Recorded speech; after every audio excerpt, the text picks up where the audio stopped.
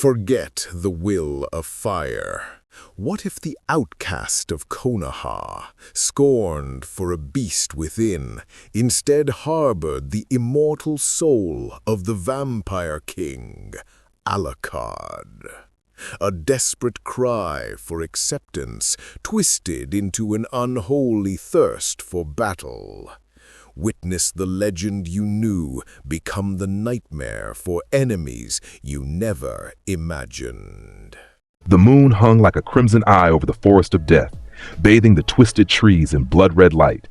3 Iwa Jonin, veterans of the Third Shinobi War, had made a fatal mistake. They'd crossed into Fire Country territory hunting a Konoha Genin, expecting easy prey. What they found instead was their executioner. "Please, we surrender." The lead Jonin gasped, clutching the stump where his arm used to be. His companions were already dead, their bodies twisted in positions that defied human anatomy, blood pooling beneath them like dark mirrors.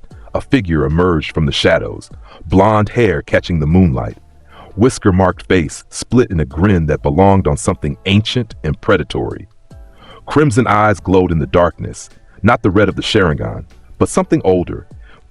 Surrender? Naruto Uzumaki's voice dripped with amusement as he tilted his head, examining the broken man before him. "How disappointing. I was hoping you'd fight longer." He raised a massive silver handgun, the Kasol, and pressed it against the Jonin's forehead. "Only a shinobi can kill a monster. A monster like me would never get that chance." The gunshot echoed through the forest. Naruto holstered the weapon, feeling the familiar rush as the man's soul, memories, and essence flooded into him, adding to the thousands already swimming in the darkness within. He laughed, a low, rich sound that made the trees seem to lean away. 3 more for the collection. But to understand how the world's most dangerous genin came to exist, we must go back. Back to when Kushina Uzumaki still drew breath. Back to secrets buried deeper than any grave. Kushina Uzumaki had always been good at keeping secrets. The Anbu who monitored the Jinchuriki never suspected that beneath her fiery exterior and human appearance lurked something far more dangerous than the 9 tails sealed in her belly. Her father had been pure Uzumaki, red hair, incredible vitality, the whole package. Her mother, though, had been something else entirely, a vampire. Not just any vampire, but royalty among the undead. A creature of such ancient lineage that she could walk in sunlight and pass for human without effort. When she fell in love with an Uzumaki warrior, their union created something unique, a Dhampir child who inherited both bloodlines. Kushina had lived her entire life suppressing that darker heritage. The vampiric power simmered beneath her skin, controlled but never unleashed. She could have been unstoppable, unkillable, but she chose humanity. She chose love. She chose Minato Namikaze, the one person she trusted with the truth of what she was. The night Naruto was born, the night the 9 tails was released, and Kushina lay dying from its extraction, she made one final choice. With the last of her strength, even as Minato prepared to seal the beast, Kushina reached into her own essence and pulled out every drop of her vampiric heritage, every gene, every dormant power her mother had passed down. She channeled it all into her newborn son. "Minato," she whispered, blood on her lips. "Our son, he's special. My mother's blood, it's all in him now. Everything I suppressed, everything I could have been." Minato held his dying wife, tears streaming down his face. "Kushina." Hidden beneath the floorboards in our bedroom, a box, 2 guns, the Kasol and the Jackal. They were my mother's. Only someone with royal vampire blood can wield them. She coughed, her voice fading. "He'll need them. And Minato, don't let him hate what he is. He's not a monster. He's our son." "I won't," Minato promised, though he knew he wouldn't live to keep that promise. The Reaper Death Seal was already eating through him. "I'll make sure he knows he's loved." Neither of them survived the night, but their son did, and in his veins flowed something the world had never seen. The perfect fusion of Uzumaki vitality, the 9 tails chakra, and pure royal vampire blood. While Kushina had been a half-breed, forced to suppress her powers to maintain her humanity, Naruto inherited the complete, undiluted legacy. He was the last vampire in existence, a creature of absolute supremacy wrapped in human skin. The 3rd Hokage found the box exactly where Kushina described. Inside, wrapped in red silk, were 2 handguns of impossible craftsmanship and a letter written in Kushina's hand. Hiruzen Sarutobi read it 3 times, his hands shaking. He sealed the box with the most powerful jutsu he knew and hid it in the Hokage vault. Some secrets, he decided, were too dangerous for a child to know. He would tell Naruto when the boy was ready. He never got the chance. Naruto was 6 when he found the box. The villagers had chased him again, their hatred burning hotter than usual on the anniversary of the Nine-Tails attack. A thrown bottle had cut his cheek, and Naruto had run, tears streaming down his face, until he stumbled into the old Namikaze estate, abandoned, forgotten, sealed off from the world. Except the seals recognized him. They recognized Minato's blood, Kushina's blood, and something else, something ancient. The barriers dissolved like morning mist, and Naruto tumbled inside. He found the box in what had been his parents' bedroom, beneath floorboards that seemed to pulse with a strange warmth. His small hands pried it open, and crimson light spilled out. The moment his fingers touched the kazoo, the world exploded. Memories flooded his mind, not his own, but his mother's. Her childhood as an outcast Dhampir in Uzushio. Her mother's gentle face and inhuman crimson eyes. The weight of suppressing power that could crack mountains. Her love for a blonde shinobi who saw past the monster to the woman beneath, her final gift to her son. And then came the awakening. Power erupted through Naruto's body like a tsunami of liquid fire. His eyes burned, shifting from blue to crimson. His canines elongated into fangs. Every cell in his body screamed as dormant genes activated, reshaping him from the inside out. The Nine-Tails chakra, which had been carefully sealed away, suddenly roared to life, not in conflict with the vampire blood, but in perfect synchronization. Inside his mind, in the sewer that housed his cage, the Nine-Tails stared at its container in shock. What are you?" Kurama demanded, pressing against the bars. The child standing before him had changed. Those eyes, those weren't human eyes. And the presence, the sheer overwhelming presence that radiated from such a small body. 6-year-old Naruto smiled, and it was a smile that belonged on something far older. "I'm what happens when you put a god inside a monster fox. Sit back and enjoy the show." When Naruto walked out of that house 3 hours later, he was no longer the crying child the villagers had chased. He was something else entirely. Something that understood, instinctively and completely, exactly what it was. He was a vampire, the last of his kind, the apex predator in a world of prey, and he had 2 very large guns. The academy years were educational. Iruka Umino didn't know what to make of Naruto Uzumaki. The reports described a loud troublemaker who painted the Hokage monument and pulled pranks. The child who sat in his classroom was nothing like that. This Naruto sat in the back, always watching, always smiling that small, knowing smile. He aced every written test without effort. His taijutsu was devastating. Iruka had watched him casually break another student's arm during a sparring match, then apologize with such perfect insincerity that it made the Chunin's skin crawl. "Naruto," Iruka said one day after class, "you're holding back." Obviously. Naruto's eyes glinted with amusement. "If I didn't, there'd be no one left to teach, sensei." "That's not what I meant. You could graduate right now if you wanted. Why stay?" Naruto stood, slinging his bag over his shoulder. At 10 years old, he already moved with a predator's grace. Because, Iruka-sensei, graduation means Genin teams, and Genin teams mean hunting actual enemies instead of practice dummies. His grin widened. "I'm patient. I can wait for the real fun to begin." That night, Iruka reported the conversation to the Hokage. Hiruzen listened, stroking his beard, remembering a sealed box and a letter he'd never shown the boy. "Keep watching him," the old man finally said, "and pray we're doing the right thing by letting him become a shinobi." Naruto, meanwhile, was in the forest of death. Not supposed to be there. But seals and barriers meant nothing when you could turn into shadow and flow between them. He'd found a smuggler's den, 3 missing 9 from Rain, who decided Konoha's black market was ripe for exploitation. They never heard him coming. The Kazul barked once, a 454 round exploding through the first man's skull. The second spun, hands forming signs, but Naruto was already moving, faster than human eyes could track. The jackal thundered in his other hand, its 13mm blessed round tearing through the man's chest and the tree behind him. The third missing nine managed to scream before shadows rose from the ground like living things, wrapping around him, pulling him down. Naruto emerged from the darkness directly in front of the man, tilting his head. "Tell me," he said conversationally, "do you believe in monsters?" The man's eyes widened as Naruto's form shifted, bones cracking, body elongating. Shadows poured off him like smoke, and his eyes burned like coals in hell. "You should," Naruto whispered, his voice deeper, resonant with something ancient, "because you're about to become part of one." He drank deeply, and 3 more souls joined the army growing inside him. This became his pattern.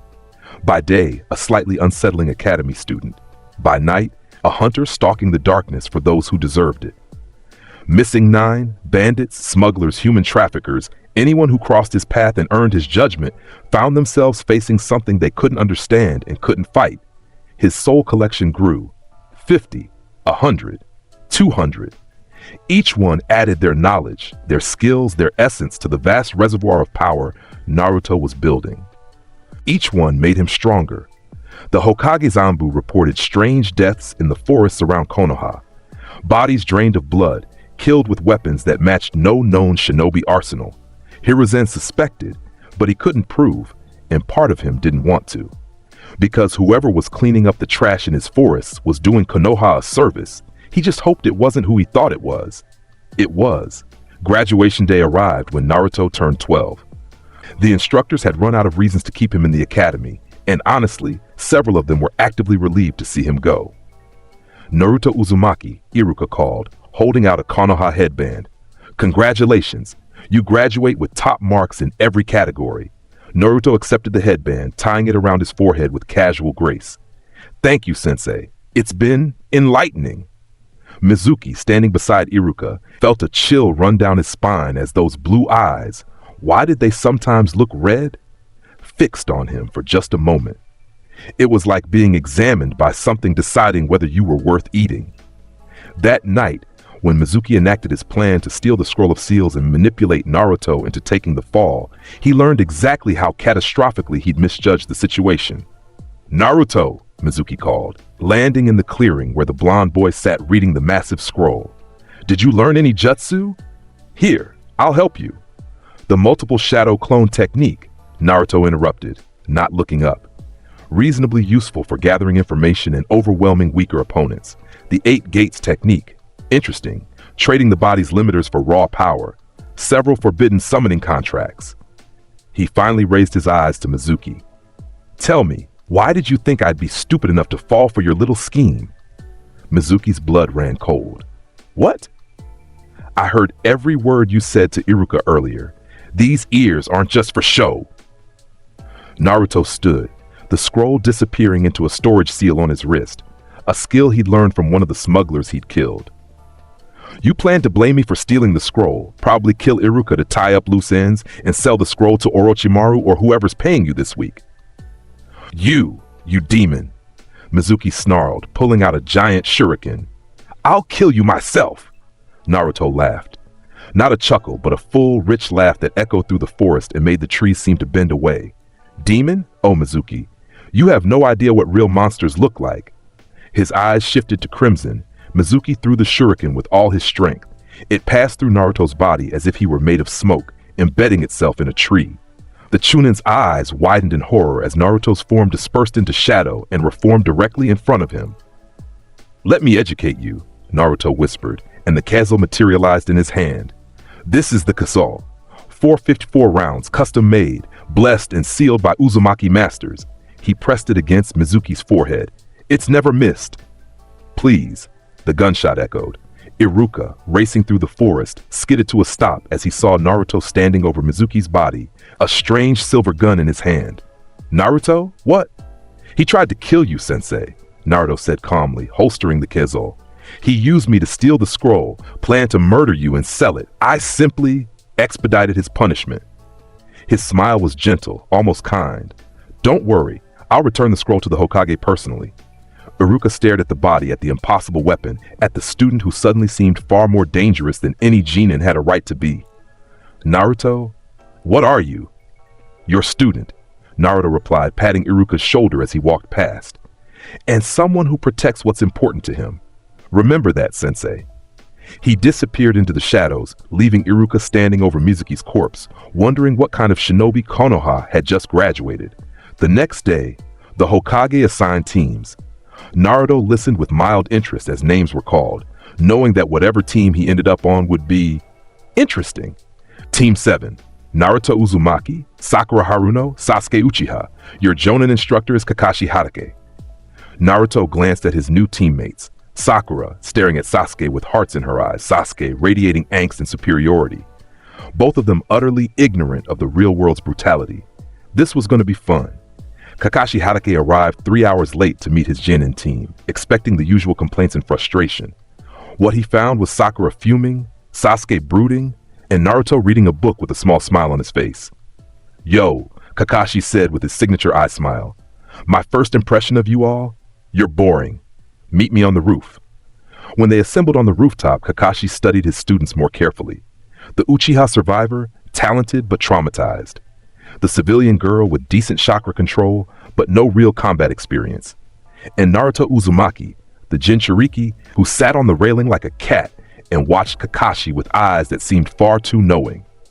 "Let's do introductions," Kakashi said. "Name, likes, dislikes, dreams for the future. You first, Pinky." Sakura went through her introduction, mostly focused on Sasuke. Sasuke gave his standard speech about restoring his clan and killing his brother. Then it was Naruto's turn. "Naruto Uzumaki," he began, his voice carrying an edge that made Kakashi's instincts scream danger. "I like hunting. I dislike those who prey on the weak and those who hide behind false righteousness. As for my dream..." His smile widened, showing just a hint too much teeth. "I want to fight the strongest opponents in the world and prove that humanity's concept of limits is just a comforting lie." Kakashi's visible eye narrowed. That wasn't the profile Anbu had given him. That wasn't the loud, prank-pulling orphan the reports described. "Interesting," Kakashi said carefully. "Well, tomorrow we have a survival exercise. Meet at Training Ground 3 at 5 a.m. Don't eat breakfast, you'll just throw it up." "Looking forward to it," Naruto said, and there was something in his tone that made it sound like a promise and a threat. The bell test the next morning went very differently than Kakashi expected. Sakura hid in the bushes as instructed. Sasuke attacked with shuriken and fire release, trying to prove himself. Kakashi dodged easily, preparing to put the arrogant Uchiha in the ground to teach humility. Then Naruto moved. One moment he was standing 50 feet away. The next, he was inside Kakashi's guard, a massive silver handgun pressed against the Jonin's vest. "Bang!" Naruto whispered. Kakashi's Sharingan eye widened in shock. He hadn't seen the movement, hadn't sensed it. This genin had crossed the distance faster than his enhanced perception could track. "Interesting weapon," Kakashi said carefully. "Not moving. Where did you get it?" "Family heirloom," Naruto replied, stepping back and holstering the Kazul. "My mother's side. Shall we continue playing, or would you like to discuss what you're really testing?" Kakashi studied the boy. Completely relaxed posture, but ready to move in an instant. No fear, no nervousness, just calm certainty. "You pass," Kakashi said suddenly. Sakura emerged from her hiding spot. "But we didn't get the bells." "The purpose wasn't the bells," Kakashi explained, though he was still watching Naruto. "It was teamwork. Naruto demonstrated that he could have taken me down, but he held back. That shows awareness of consequences and team dynamics." Sasuke snarled. "He didn't take you down. You just weren't ready." "Actually," Naruto interrupted, "I could have killed him 17 times during that exchange. I counted." He looked at Kakashi with amusement. "Your Sharingan is impressive, sensei, but it has a blind spot. Well, several blind spots. Would you like me to demonstrate?" Kakashi felt a chill. The confidence in that statement wasn't bravado. This kid believed it, and worse, Kakashi suspected he might be right. "Team 7 passes," Kakashi announced. "We start D-rank missions tomorrow." Over the next month, Kakashi watched Naruto carefully. The boy completed every mission with casual competence, never struggling, never truly trying.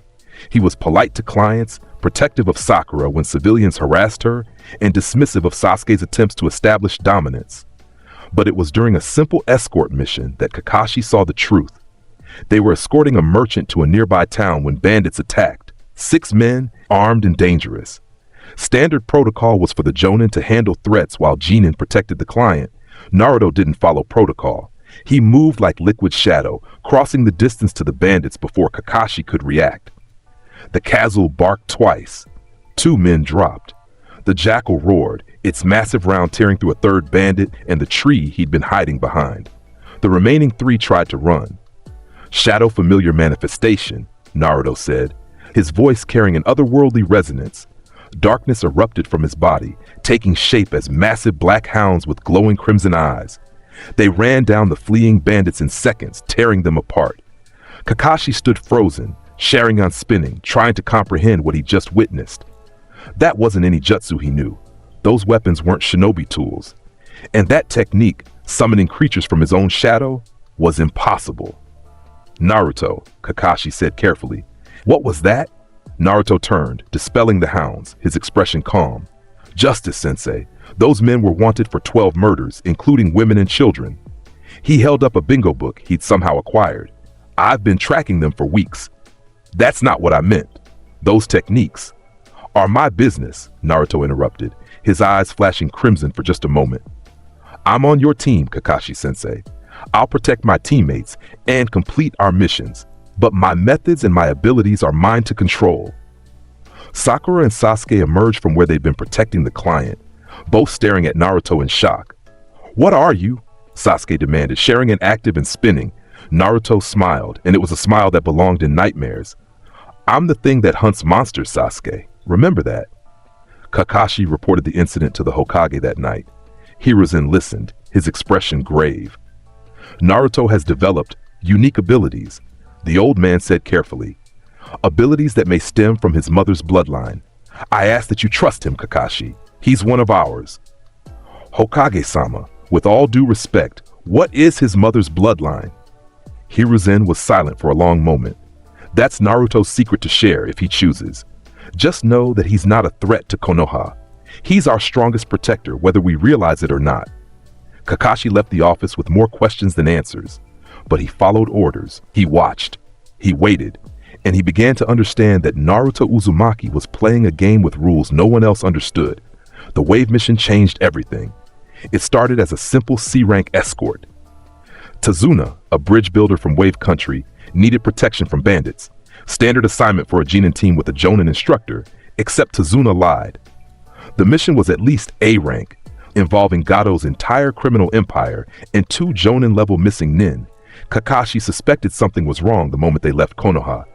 Naruto knew it with certainty. We're being followed, Naruto said casually on the second day of travel. 2 chakra signatures, suppressing their presence. Chunin level, probably missing nin given how they're moving. Kakashi's visible eye widened. You can sense them? I can sense heartbeats from a mile away, Sensei. It's one of my many talents.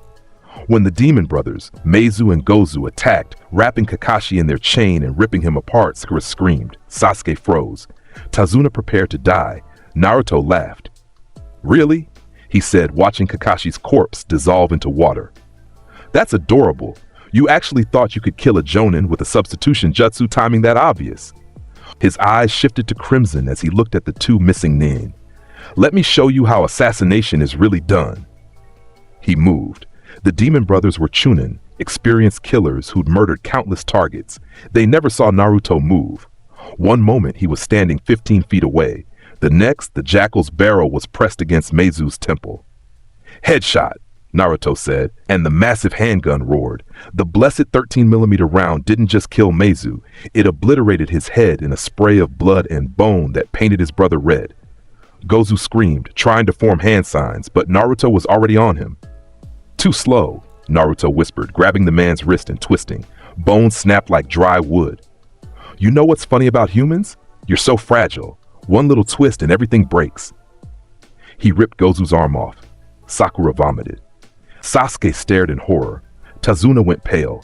Kakashi appeared from the trees, his expression grim. Naruto, stand down! Why? Naruto asked, genuinely curious, as Gozu collapsed, screaming and bleeding out. These men were missing nin from Kirigakure with 57 confirmed kills between them. They've murdered children, Kakashi-sensei. They tortured a family of 5 for information about a merchant caravan. Should I let him live because it makes you uncomfortable? We're shinobi, not executioners. We're exactly executioners, Naruto interrupted. We just dress it up with rules and honor codes to make ourselves feel better. He looked down at Gozu, who was trying to crawl away. This is mercy, sensei. Quick, clean, no suffering beyond what's necessary. The Kasol barked once. Gozu stopped moving. Naruto turned to Tazuna, his eyes still crimson, blood splattered across his face. Now then, Tazuna-san, you lied about the mission rank. You're not being hunted by bandits. You're up against Gato's entire operation. That means Jonin-level opponents at minimum. So here's what's going to happen. You're going to tell us everything, and in return, I'm going to solve your Gato problem permanently. You're a monster. Tazuna gasped. Naruto's smile was cold. Yes, but I'm your monster now. So Tuna talked. About Gato. About Zabuza Momochi, the demon of the hidden mist. About how Wave Country was being bled dry by a tyrant. Zabuza Momochi, Naruto mused. One of the 7 swordsmen, wielder of Kubikira Bocho, the executioner's blade. Now that's interesting. Kakashi made the call to continue the mission, partially because Tazuna's cause was just, partially because turning back now, with Naruto in this state, seemed more dangerous than moving forward. They reached Tazuna's house and met Tsunami and Inari. The little boy was broken, crushed by Gato's tyranny, convinced that heroes didn't exist. Naruto listened to Inari's cynical speech with amusement. You're right, Naruto said, and everyone stared at him. Heroes don't exist. They're fairy tales we tell children so they can sleep at night. He leaned down to Inari's level, his crimson eyes glowing. But monsters are very real, and sometimes, if you're very lucky, you get a monster on your side. The next day, Zabuza Momochi attacked the bridge. The demon of the hidden mist emerged from the fog with his massive blade, radiating killing intent that made Sakura and Sasuke collapse to their knees. Kakashi raised his headband, revealing his Sharingan. Naruto just smiled. Kakashi of the Sharingan. Zabuza's voice boomed through the mist. Copy ninja, your reputation precedes you. But these genin, his eyes fixed on Naruto. They're just children playing at war. They'll die screaming. Will they? Naruto's voice cut through the mist like a blade. Or will you? The killing intent that exploded from Naruto made Zabuza stumble. It wasn't the aggressive bloodlust of a warrior. It was the ancient primal terror of being hunted by something at the top of the food chain. Every survival instinct in Zabuza's body screamed, run! What? What are you? Zabuza demanded. I'm the thing that makes missing 9 like you obsolete, Naruto replied, and the jackal materialized in his hand. That's a nice sword you have. Very intimidating. Regenerates by drinking blood, if I remember correctly. His grin widened. Let's see if it can regenerate from this. The jackal roared. The 13mm blessed round struck Kubikira Bocho dead center and shattered it. The legendary sword of the 7 swordsmen, the blade that had killed thousands, the weapon that could regenerate from any damage, exploded into fragments. Metal shards rained down on the bridge, tinkling like wind chimes. Zabuza stood frozen, staring at the hilt in his hands, his mind unable to process what had just happened. Impossible, he whispered. Nothing's impossible, Naruto said, appearing directly in front of Zabuza with speed that made even Kakashi's Sharingan struggle to track. You're just thinking too small. He grabbed Zabuza by the throat and lifted the grown man off his feet one-handed. Let's have a philosophical discussion, Naruto said conversationally as Zabuza clawed at his grip. You call yourself the demon of the hidden mist. You've killed hundreds. You're so proud of your bloodthirsty reputation. But tell me, Zabuza Momochi, have you ever fought a real monster? His eyes blazed crimson, and Zabuza saw something in them that made his blood freeze. Not human eyes, not even demon eyes. Something older, something that had watched civilizations rise and fall. I thought not, Naruto whispered. Allow me to educate you. He threw Zabuza across the bridge with strength that should have been impossible for a genin. The missing nin crashed through the bridge railing and into the water below. That's when Haku appeared, a hunter nin in a mask, claiming to be there to collect the body. Kakashi started to relax, thinking it was over. Naruto's hand shot out, gripping Haku's wrist as the masked ninja tried to disappear with Zabuza. Nice try, Naruto said, but I can smell Zabuza's heartbeat from here. He's alive. He tilted his head, studying Haku. And you're not a hunter nin. Your chakra signature is wrong. The mask is a fake. So who are you really? Haku jerked away, appearing on the bridge railing. You're perceptive, but it doesn't matter. Next time we meet, I'll kill you all. Looking forward to it, Naruto called out with a wave. Then, to Kakashi's shock, he let them go.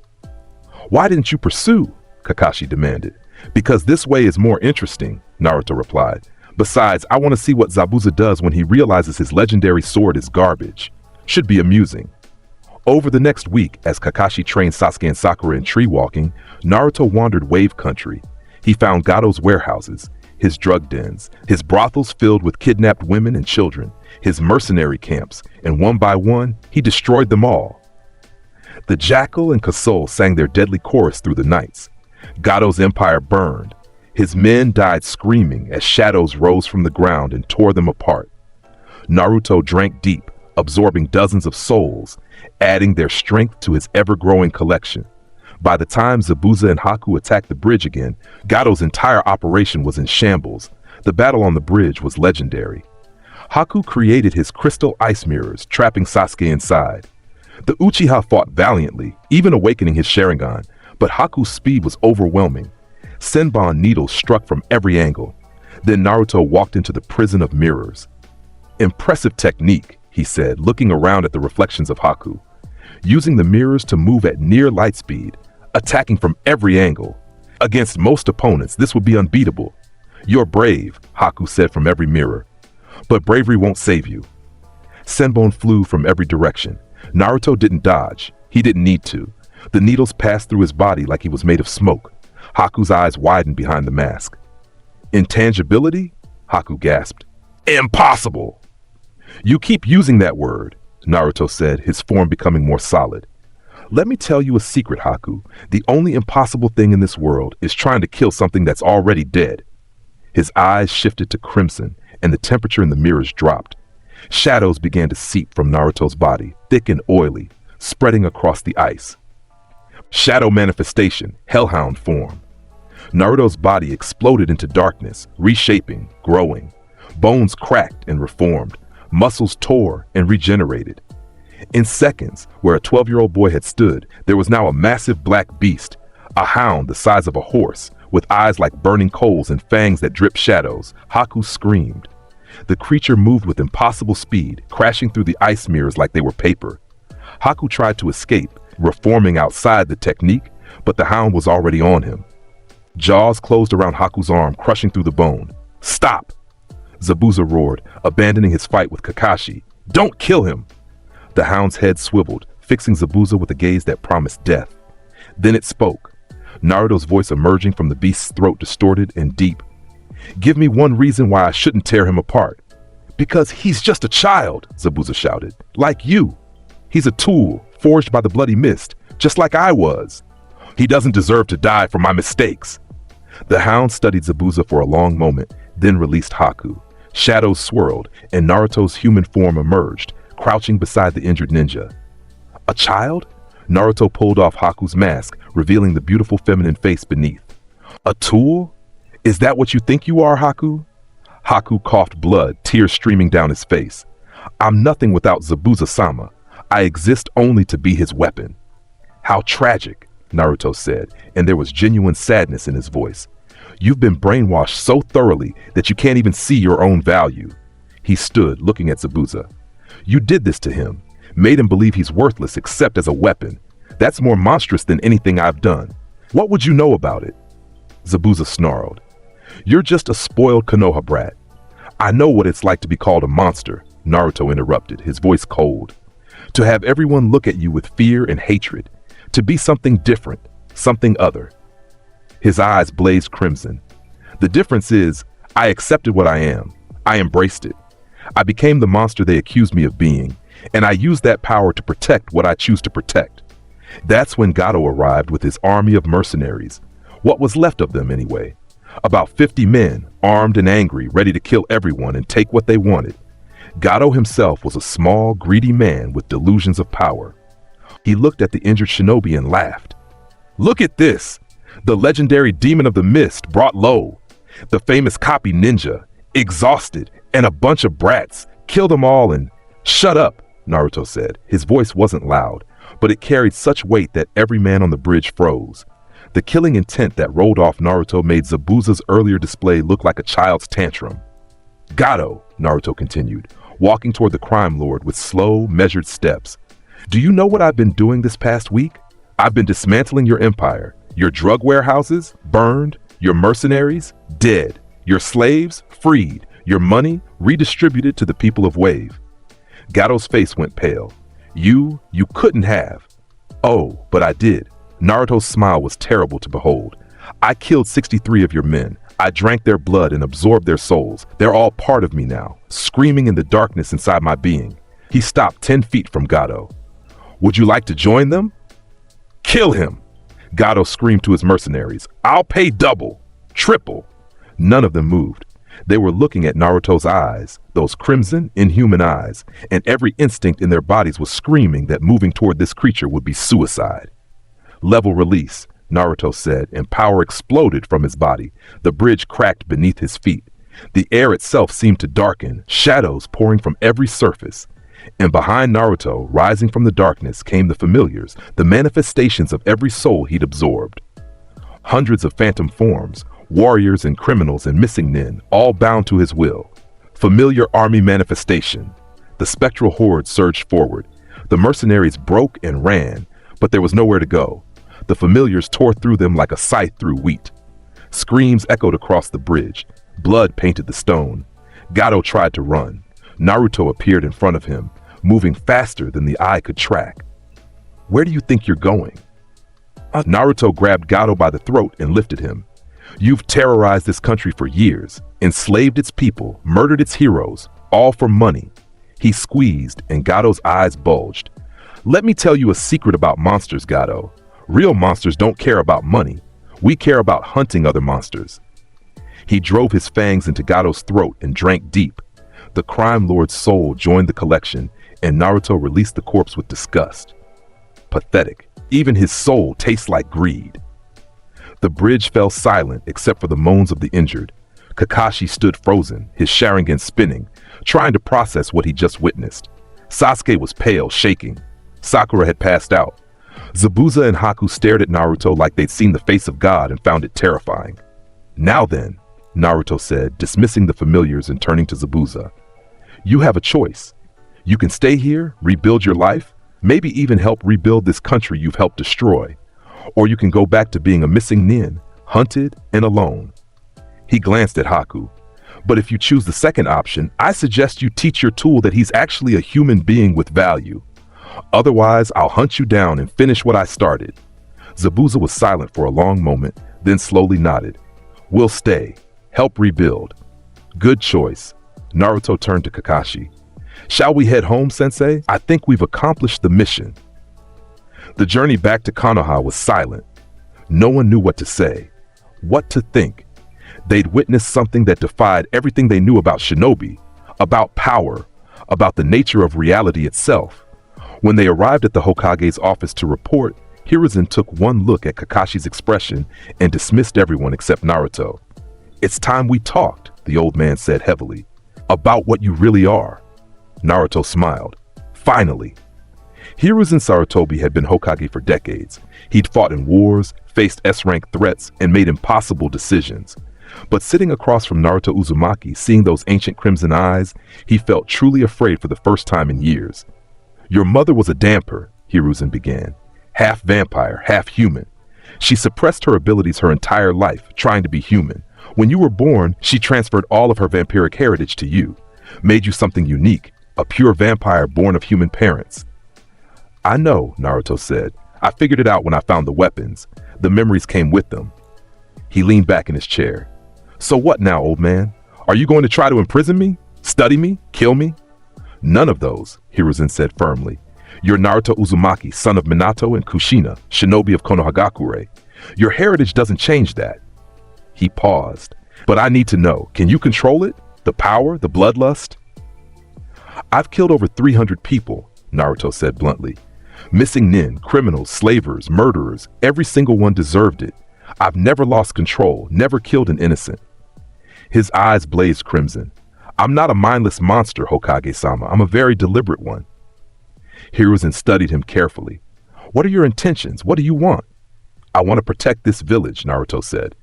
Not because I particularly like it. Most of the civilians would happily see me dead.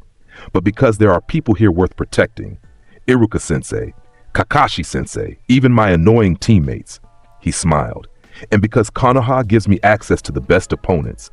Missing nin, rival villages, criminal organizations, all the monsters I could want to hunt.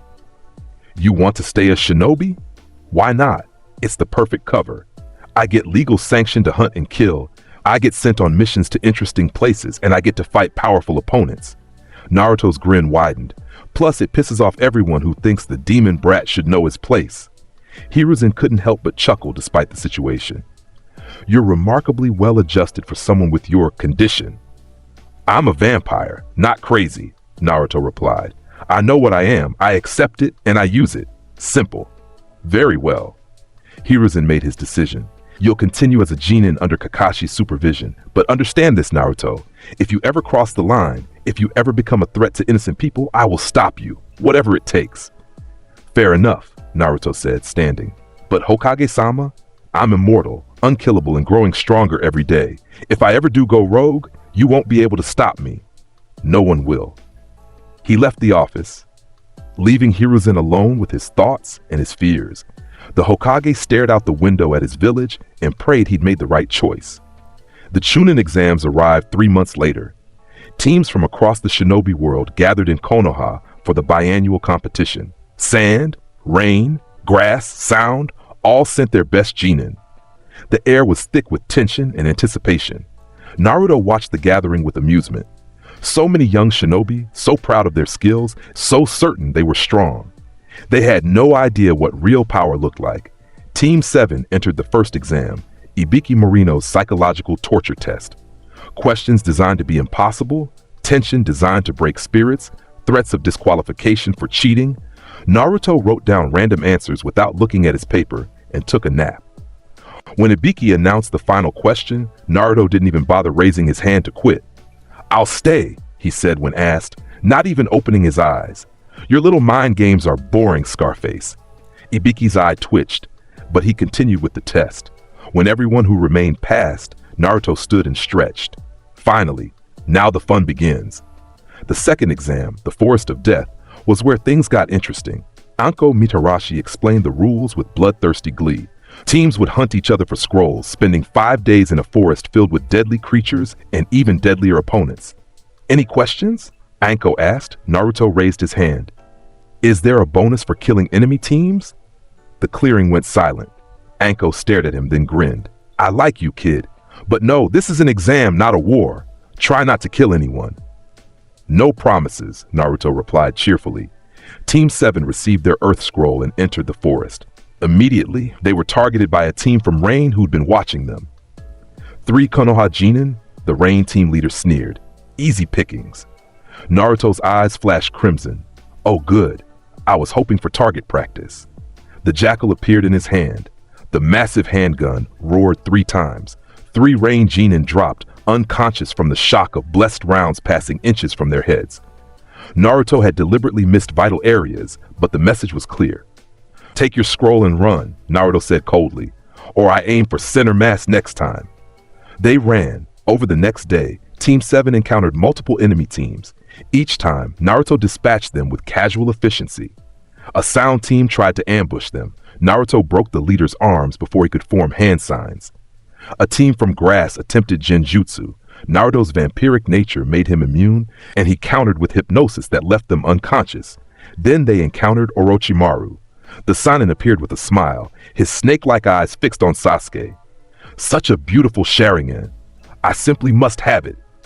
Naruto stepped between them, and for the first time in the Forest of Death, his expression turned serious. Orochimaru of the Sannin, he said quietly. Missing nin, war criminal, and all-around psychopath. I've been hoping we'd meet. Orochimaru's eyes widened slightly. Such killing intent from a genin. How fascinating. What's your name, boy? Naruto Uzumaki. His eyes blazed crimson. And you're not touching my teammate. How noble, Orochimaru hissed. But what can a genin do against? Naruto moved. The Kazo barked, a blessed silver round tearing through where Orochimaru's head had been a fraction of a second earlier. The seinen dodged with snake-like reflexes, but Naruto was already moving again, faster than before. The jackal roared, its massive round obliterating a tree as Orochimaru barely avoided it. The seinen's eyes widened in genuine surprise. Those weapons, impossible. That speed, what are you? Your worst nightmare, Naruto replied, and shadows erupted from his body. Shadow familiar manifestation. Dozens of spectral forms burst forth, the souls of every enemy Naruto had killed and absorbed. They surrounded Orochimaru, attacking from every angle. The seinen summoned snakes, used jutsu, tried every trick in his arsenal, but the familiars kept coming. This power, Orochimaru gasped, genuine fear entering his voice. This isn't chakra. This is something else entirely. Observant, Naruto said, appearing directly beside him. Here's a life lesson, Snake. There are things in this world older and darker than your pathetic experiments. I'm one of them. He grabbed Orochimaru by the throat and slammed him into the ground hard enough to crater the earth. The seinen coughed blood, and for the first time in decades, Orochimaru felt true terror. I could kill you right now, Naruto whispered, his fangs extending. Drain you dry, absorb your soul, add your knowledge to my collection. He leaned closer. But I'm going to let you live. You know why? Orochimaru couldn't speak, could barely breathe. Because you're going to spread the word, Naruto continued. Tell every criminal, every missing nin, every monster in the shinobi world that there's something worse than them now. Tell them that Naruto Uzumaki is hunting and no one is safe. He released Orochimaru and stood. Now run, before I change my mind. Orochimaru didn't need to be told twice. He fled, using every speed enhancement technique he knew, and didn't stop until he was miles away. Behind him, Naruto smiled and turned to his shocked teammates. Well, that was fun. Shall we continue to the tower? The rest of the second exam was uneventful. They reached the tower with time to spare, and Naruto spent the remaining days exploring the Forest of Death, hunting the giant creatures that lived there for sport. When the exam resumed, 21 genin remained. They gathered in the tower's arena for the preliminary matches. Due to the number of participants, Hayate Gecko announced, coughing weakly, we'll hold preliminaries to determine who advances to the final round. Matches will be one-on-one combat. If I judge you unable to continue, you lose. The electronic board displayed the first match, Naruto Uzumaki versus Kiba Inuzuka. Kiba grinned as he entered the arena, Akamaru on his head. Finally! I've been wanting to test myself against you, Naruto. Let's see if you're as strong as everyone says. Naruto walked down to face him, hands in his pockets. Kiba, I'm going to give you one piece of advice. Forfeit. What? No way. You're gonna lose, Naruto interrupted. Badly. I like you, Kiba. You're honest, straightforward, a decent guy. But if we fight, I'm going to hurt you. A lot. So just forfeit and save yourself the pain. Kiba's grin faded, replaced by determination. No way. A man never backs down from a fight. Naruto sighed. I warned you. Hayate signaled the start of the match. Kiba immediately used the four legs technique, dropping to all fours and charging with animalistic speed. Akamaru leapt off his head, both attacking from different angles. Naruto didn't move. Kiba's fist connected with Naruto's face with a wet smack. The Inuzuka's eyes widened in shock as pain exploded through his hand. It felt like punching a steel wall. Bones cracked. Kiba stumbled back, cradling his broken hand, tears in his eyes. I told you, Naruto said, his face completely unmarked. My body isn't human, Kiba. Your physical attacks can't hurt me. Then I'll just have to hit harder, Kiba snarled, using his left hand to form signs despite the pain. Akamaru! Beast human clone! Akamaru transformed into a copy of Kiba, and both launched the fang over fang technique, twin tornadoes of chakra and rotation tearing toward Naruto with devastating power. Naruto raised one hand and caught the first tornado, just reached out and grabbed it like someone catching a ball. Kiba's rotation stopped instantly, and the Inuzuka crashed to the ground, unconscious from the sudden impact. Akamaru's tornado dispersed, and the dog whimpered, hiding behind his master's unconscious form. Match over, Hayate announced, looking disturbed. Winner, Naruto Uzumaki. Medical nin rushed to carry Kiba away. Naruto returned to the balcony, ignoring the shocked stares from the other genin. The matches continued. Sasuke defeated his opponent with the Sharingan. Sakura lost to Ino in a close match. Shikamaru won with clever tactics. Neji demonstrated the superiority of the Hyuga clan. Gaara killed a rain genin with his sand, and everyone felt the bloodlust radiating from the red-haired Jinchuriki. Then came Naruto's second match against a sound genin named Dosu Kanuta. Dosu was confident, arrogant even. "I've been watching you, Uzumaki. Those weapons you use, impressive, but without them, you're nothing." Naruto smiled. "Want to test that theory?" "Melody Arm!" Dosu unleashed his sound-based attack, the resonance chamber on his arm creating devastating sonic waves that should have disrupted Naruto's equilibrium and destroyed his inner ear. Naruto stood in the sonic assault, completely unaffected. "Sound attacks? Really? My body doesn't function like a human's. I don't have normal equilibrium, normal hearing, normal anything." He began walking forward, each step casual, unhurried. "Let me show you what happens when you attack someone who can't be hurt by conventional means." Dosu tried to retreat, but Naruto appeared in front of him in a blur. One hand shot out, gripping the sound device on Dosu's arm. "Interesting toy," Naruto said, then crushed it like paper. The metal and circuitry crumpled in his grip. Dosu screamed as feedback exploded through his arm, shattering bone. Naruto grabbed him by the throat and lifted him. "Here's a life lesson," Naruto whispered. "Don't fight monsters with technology. You'll lose every time." He threw Dosu across the arena. The sound genin crashed into the wall and didn't get up. "Winner, Naruto Uzumaki," Hayate announced, his voice shaking slightly. The preliminaries concluded with Naruto advancing, along with Sasuke, Neji, Shikamaru, Gaara, and several others. The finals would be held in 1 month, giving everyone time to prepare.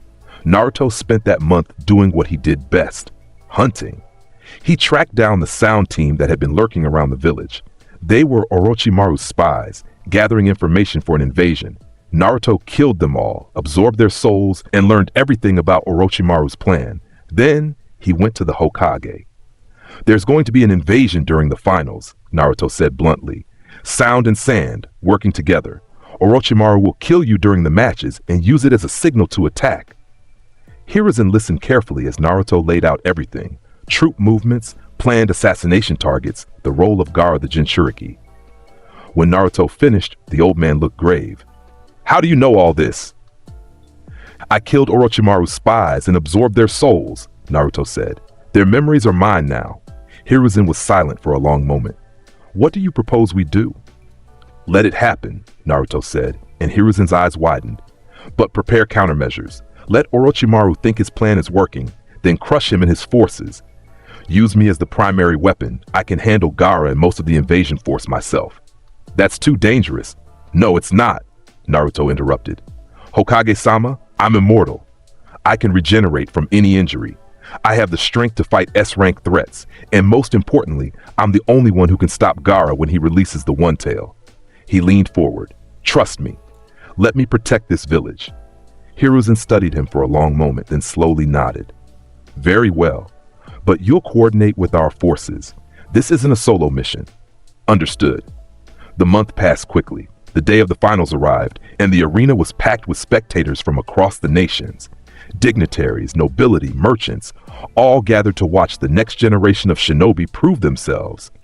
Naruto stood in the arena, looking up at the Hokage's box where Hiruzen sat beside the Kazekage, who was actually Orochimaru in disguise. He smiled coldly. Soon, the first match was called. Naruto Uzumaki versus Neji Hyuga. Neji descended to the arena floor, his Byakugan already active, radiating confidence. "Naruto Uzumaki, your reputation precedes you. They say you're a monster in human skin." "They're not wrong," Naruto replied, "but you're about to learn that there are levels to monstrosity." "Fate has already determined this match's outcome," Neji said, falling into the gentle fist stance. "My Byakugan shows me everything, your tenketsu, your chakra flow, your every movement. You cannot defeat me." "Your eyes show you lies," Naruto said. "Look at my chakra system, really look." Neji's eyes widened in shock. Naruto's tenketsu weren't normal. They were wrong, twisted, connected to something that wasn't chakra. And beneath the human-looking system was something else entirely. Something dark and writhing that made Neji's Byakugan burn to perceive. What are you?" "I'm the end of your precious fate," Naruto said and moved. Neji couldn't track it. Despite the Byakugan, despite his enhanced perception, Naruto's speed was too much. A fist crashed into his gut, breaking through his tenketsu rotation defense. like it didn't exist. Ribs cracked. Neji coughed blood. Gentle Fist relies on precise strikes to Tenketsu, Naruto said, appearing behind Neji and striking his back, severing more chakra points. But what happens when your opponent doesn't need Tenketsu? When their power comes from something older than chakra? Neji tried to counter, tried to use the 8 trigrams techniques, but every strike passed through Naruto as if he were made of shadow. The Hyuga prodigy stumbled, blood running from his mouth, his Byakugan showing him the horrible truth. This wasn't a fight. It was an execution. Yield, Naruto said quietly. I respect your skill, Neji. Don't make me prove that fate is just another word for inevitability. Neji fell to his knees, coughing. I yield.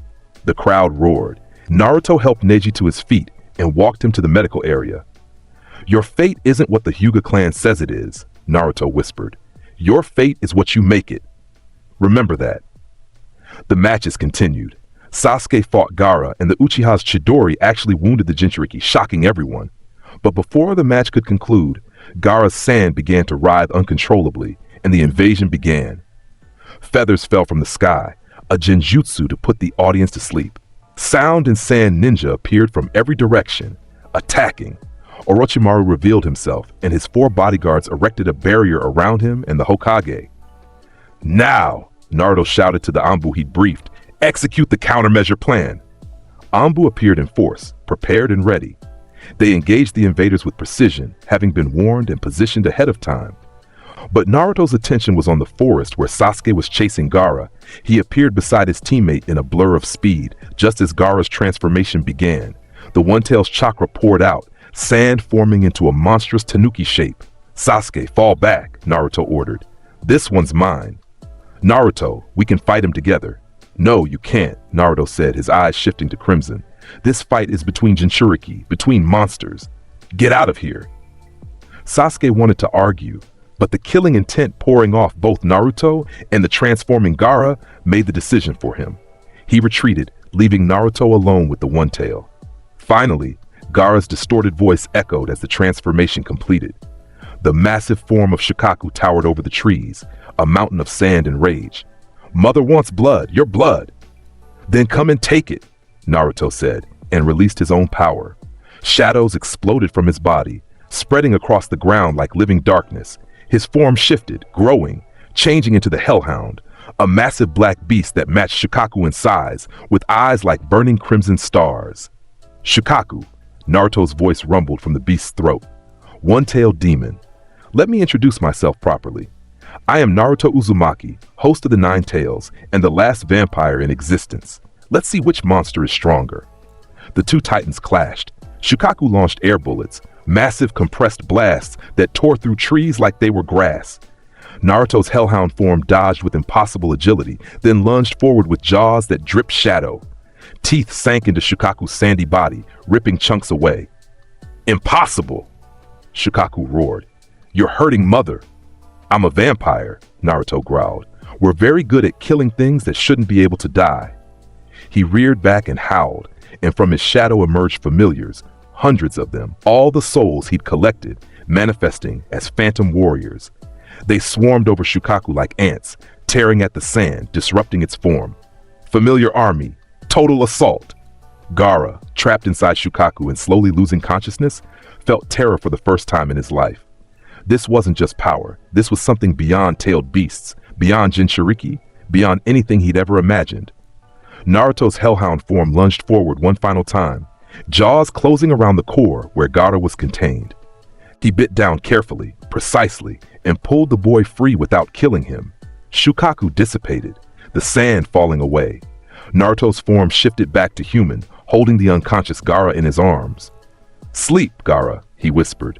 When you wake up, I'll teach you what it means to be a monster with purpose. He carried Gaara back to the village, where the battle was already turning in Konoha's favor. The prepared Anbu were overwhelming the invaders. Sound Ninja were surrendering or dying. And in the Hokage's box, Hiruzen Sarutobi was locked in deadly combat with Orochimaru. Naruto appeared on the rooftop in a blur of speed, still carrying Gaara. He set the unconscious Jinchuriki down gently and turned to the barrier. Orochimaru, he called out. Our unfinished business calls. The Sanin's eyes widened. You! How did you defeat the One-Tail so quickly? I'm full of surprises. Naruto drew the jackal. Drop the barrier, snake. Let me in. You think I'm afraid of you? Orochimaru hissed, but there was fear in his eyes. He'd felt Naruto's power in the forest of death. He knew what this boy could do. I know you are, Naruto replied. Level release, restraint removal. Power exploded from Naruto's body. The air itself darkened, shadows pouring from every surface. His eyes blazed like crimson suns, and behind him, spectral forms began to manifest. The souls of everyone he'd ever killed, an army of the damned bound to his will. The barrier shattered like glass. Naruto stepped into the Hokage's box, and Orochimaru's 4 bodyguards, the Sound 4, moved to intercept him. Stay back, Naruto commanded, and the sheer force of his presence drove them to their knees. This is between me and the snake. He raised the jackal, aiming at Orochimaru's head. You tried to mark my teammate. You planned to invade my village. You've committed atrocities across the shinobi world. His finger tightened on the trigger. Any last words? You'll never kill me, Orochimaru hissed. I'm immortal. I've transcended death itself. Naruto laughed, a dark, rich sound. Immortal? You're a pale imitation of immortality, snake. Let me show you what real immortality looks like. He fired. The blessed 13mm round tore through Orochimaru's chest, obliterating his heart. The Sannin gasped, falling to his knees. He tried to use one of his resurrection techniques, tried to transfer to a new body, but Naruto's other hand shot out, gripping his throat. Soul absorption, Naruto whispered, and began to drink. Orochimaru screamed as his very essence was pulled from his body. Memories, knowledge, power, everything that made him what he was flowed into Naruto. The souls of everyone Orochimaru had consumed, all the victims of his experiments, they all poured into the vampire's being. When Naruto released him, Orochimaru collapsed, empty. Not dead, but hollow. A shell with no soul, no consciousness, just a breathing corpse. That's real immortality, Naruto said, looking down at the broken Sannin. Living forever as part of something greater than yourself. Congratulations, Orochimaru. You're part of me now. He turned to Hiruzen, who was staring in shock. The invasion is over, Hokage-sama. Your village is safe. Across Konoha, the battle ended. The invaders were defeated or captured. The third Hokage survived, though exhausted.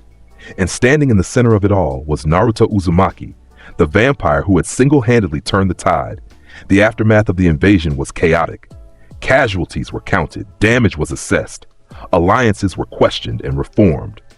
Sand Village, learning of Orochimaru's manipulation, signed a new treaty with Konoha. Gaara, recovered and conscious, requested to meet with Naruto. They sat on the Hokage monument, looking out over the village as the sun set. Why did you spare me? Gaara asked quietly. I tried to kill your teammates. I was going to destroy your village. Because you didn't choose to be a monster, Naruto replied. You were made into one by a father who feared you and a village that hated you. He glanced at the red-haired Jinchuriki.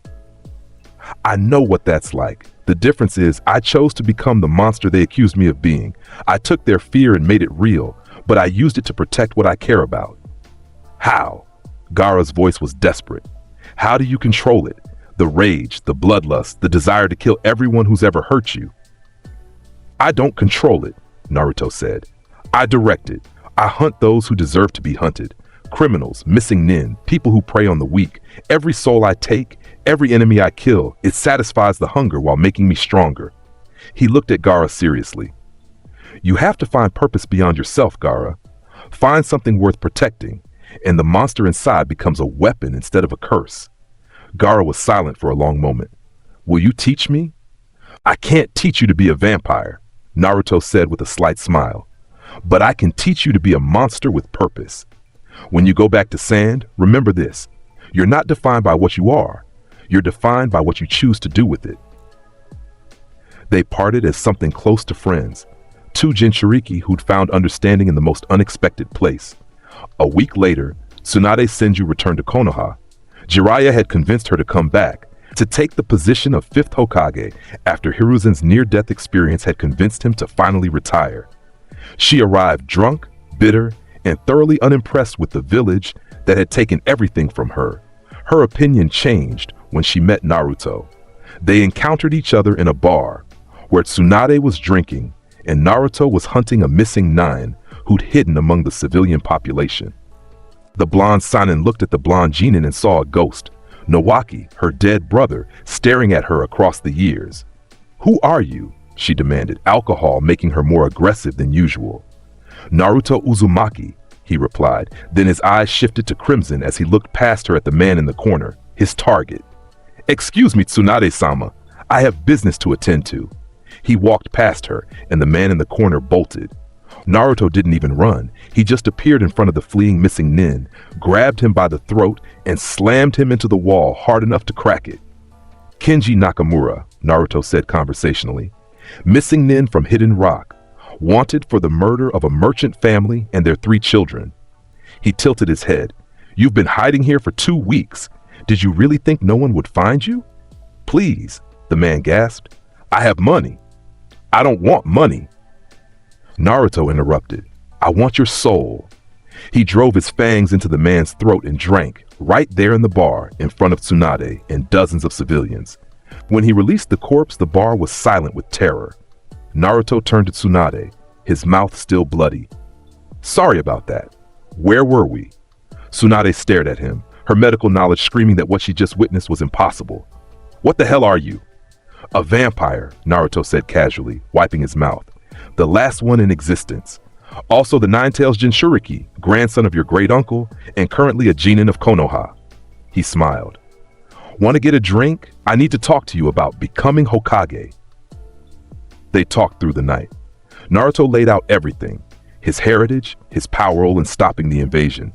He told her about the village's needs, about Hiruzen's desire to retire, about why she was the only choice for 5th Hokage. Tsunade listened, her sharp mind processing, and slowly came to a realization. This boy, this creature, was more honest with her than anyone had been in years. He didn't lie, didn't manipulate, just presented facts and let her decide. "Why do you care if I become Hokage?" she asked. "You're strong enough to take the position yourself." "I'm 12, Naruto replied, "and I'm a monster. The village would never accept me as Hokage, nor should they. They need someone human, someone they can relate to, someone with the will to protect them." He looked at her seriously. "They need you, Tsunade-sama. The legendary Sanin, the world's greatest medical ninja, the granddaughter of the 1st Hokage. Flattery won't work on me, brat. It's not flattery. It's the truth." Naruto stood. "Think about it. The village needs you, and whether you admit it or not, you need them too. Need a purpose beyond drinking and gambling." He left her there, and 3 days later, Tsunade Senju accepted the position of 5th Hokage. Her first act was to promote Naruto to Chunin, despite his genin status. "Anyone who can defeat a Jinchuriki and a Sanin in the same day deserves the rank," she announced, and no one dared argue. 3 months passed. Konoha rebuilt. Alliances strengthened, and Naruto continued to hunt in the shadows, his soul collection growing past 500. Then Sasuke tried to leave. The Uchiha, obsessed with power and revenge, had been seduced by Orochimaru's promises, or rather by the Sound Four who'd survived the invasion and offered him a way to gain strength. Sasuke decided to defect to Sound Village, to seek power from Orochimaru's remnants. Naruto found him at the village gates. "Sasuke," he said quietly. "Don't do this." The Uchiha turned, Sharingan spinning. "I need power, Naruto. Power to kill Itachi. Power to restore my clan. Konoha can't give me that." "Orochimaru is gone," Naruto said. "I absorbed his soul. Whatever the Sound Four promised you, it's a lie. There's nothing in Sound Village but empty laboratories and broken dreams." "Then I'll find power elsewhere," Sasuke snarled. "I'm not like you, Naruto. I don't have some freakish bloodline that makes me strong. I have to work for every scrap of power." Naruto's eyes shifted to crimson. "You think I didn't work for this? You think being a monster is easy? I've killed over 500 people, Sasuke. I've absorbed their souls, lived their final moments, felt them die inside me. I've given up my humanity, piece by piece, to become strong enough to protect what I care about." He stepped closer. "You want to abandon your bonds for power? Fine, but you'll have to go through me first." Sasuke's hand crackled with lightning. "Chidori!" he charged, the lightning blade aimed at Naruto's heart. Naruto didn't move, didn't dodge. The Chidori struck his chest and stopped, the lightning dispersing harmlessly across his skin. "Level release, restraint removal," Naruto said, and power exploded from his body. Sasuke was blown backward by the sheer force of it. He crashed into the ground, his Sharingan spinning wildly, trying to comprehend the level of power Naruto had just revealed. "This is the difference between us," Naruto said, walking forward as shadows poured off his body. "You're searching for power. I am power. You want to become strong. I was born strong and have only grown stronger with every kill, every absorbed soul, every drop of blood I've taken." He grabbed Sasuke by the throat and lifted him. "But you know what the saddest part is? Despite all that power, despite being a literal monster, I still value our bond as teammates more than you value anything except revenge." Tears ran down Naruto's face, crimson tears, blood tears, the only kind he could cry. "I could kill you right now," he whispered. "Absorb your soul, take your Sharingan, add your strength to mine.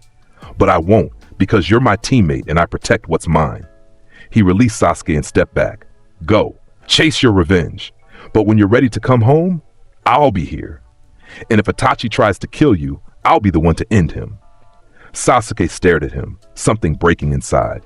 The sheer overwhelming power Naruto had displayed, the genuine emotion in his voice, the fact that this monster cared more about their bond than Sasuke himself did, it was too much. Sasuke started, then collapsed to his knees. "I don't know what to do." "Then stay," Naruto said gently. "Stay in Konoha, train, get stronger. When you're ready to face Itachi, we'll do it together, as teammates, as friends." Sasuke looked up at him and slowly nodded.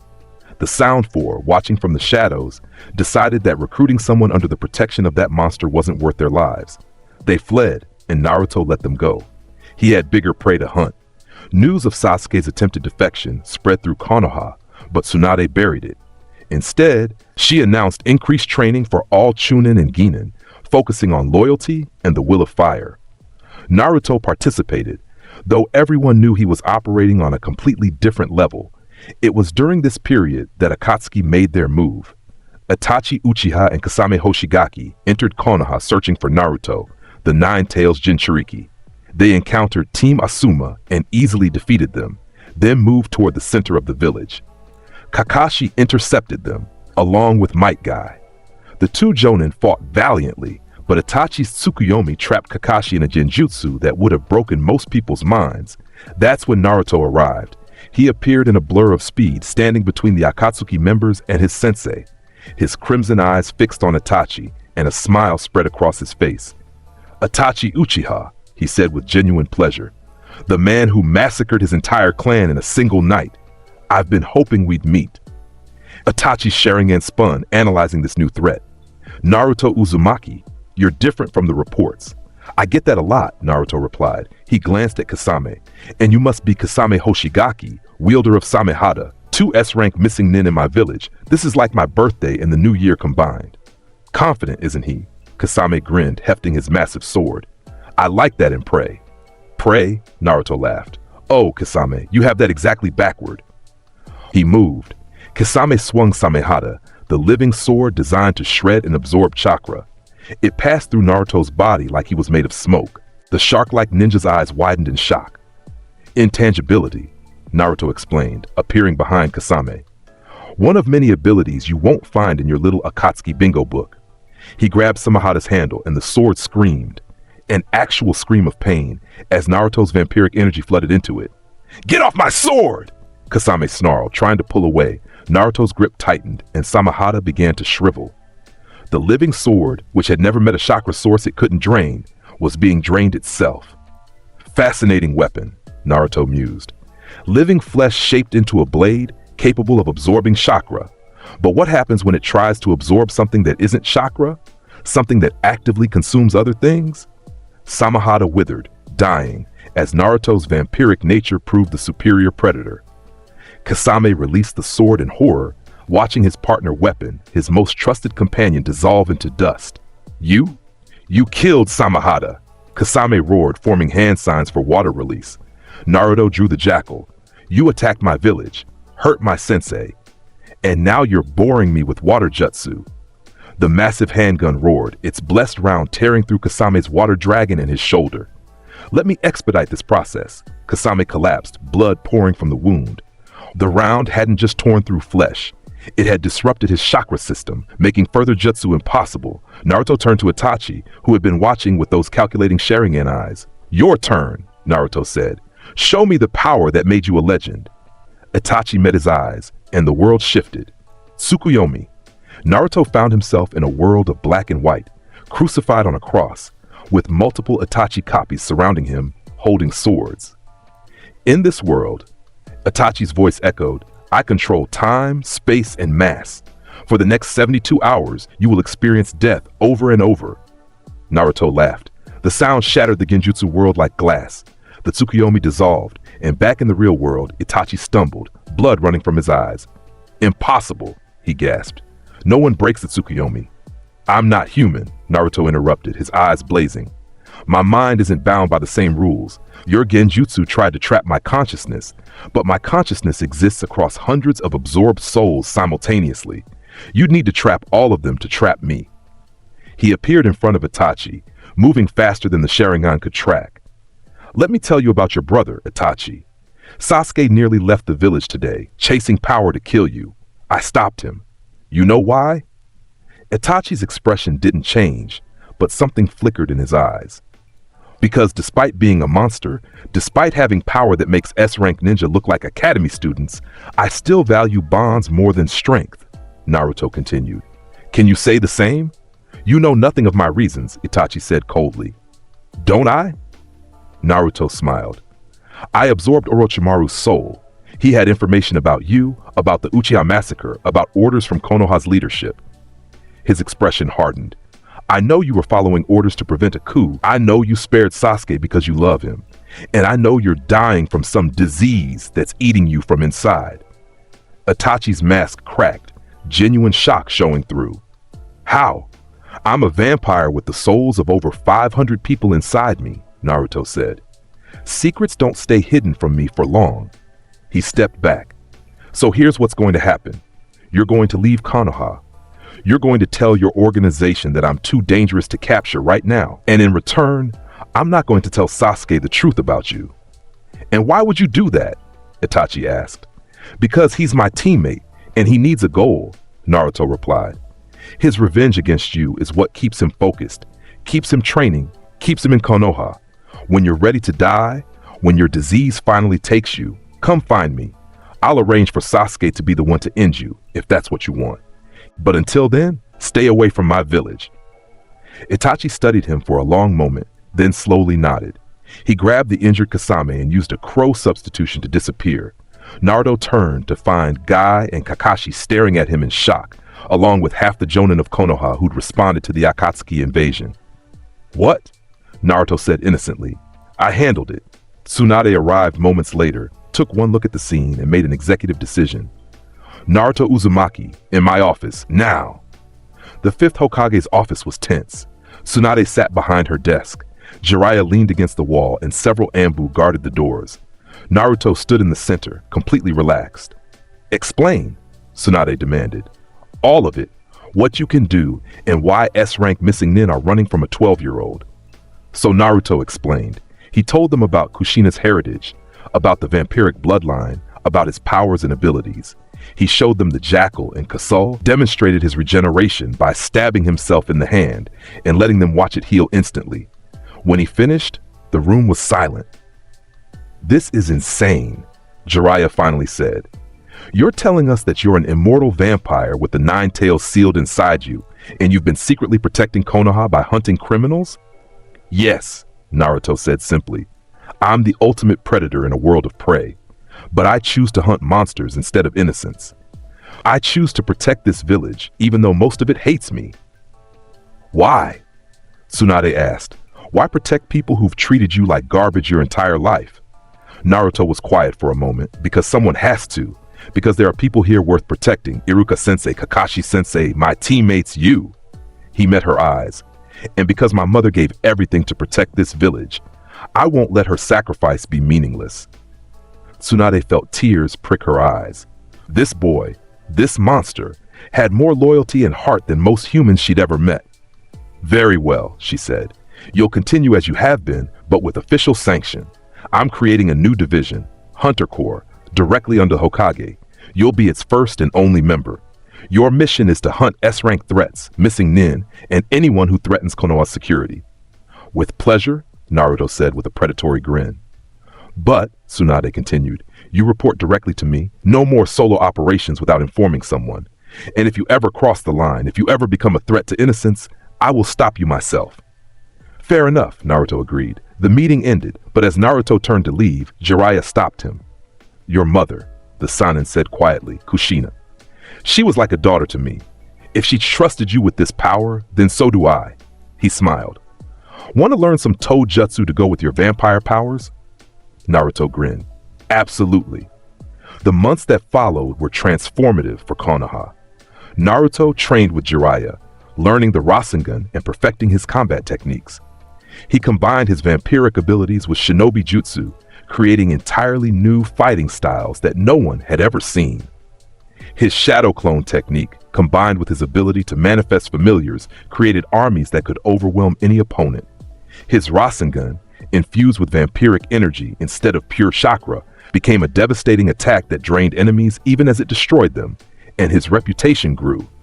Missing Nine across the nations began to hear whispers of the Crimson Demon of Konoha, a monster that hunted in the darkness, that could not be killed, that absorbed the souls of those it killed. Bingo books were updated, bounties were placed, and smart criminals stayed far away from Fire Country. Naruto's official mission count climbed to absurd levels. 50 A-rank missions, 20 S-rank, all completed solo, all successful, all with 0 casualties on Konoha's side. He became a legend, feared by enemies and respected by allies. But the real test came when the Akatsuki made their second attempt to capture him. This time, they sent Deidara and Sasori, 2 of their strongest members, both artists of death in their own way. They ambushed Naruto in the outskirts of Konoha, thinking numbers and surprise would give them an advantage. They were wrong. Deidara's clay explosions were impressive, massive detonations that could level buildings. But Naruto's regeneration made them meaningless. He walked through the explosions, healing faster than the damage could accumulate. Level release, unrestricted mode, Naruto said, and his power erupted. The area darkened. Shadows rose from every surface. And behind Naruto, an army of familiars manifested. Over 500 souls, all the enemies he'd killed and absorbed, all bound to his will and shaped into monstrous forms. Familiar army, total manifestation. The spectral horde surged forward. Deidara tried to fly away on his clay bird, but shadow hounds leaped through the air and dragged him down. He detonated himself in a desperate suicide attack, his ultimate art. Naruto absorbed the entire explosion in Deidara's soul in the process. Sasori tried to use his 100 puppets, his army of controlled corpses.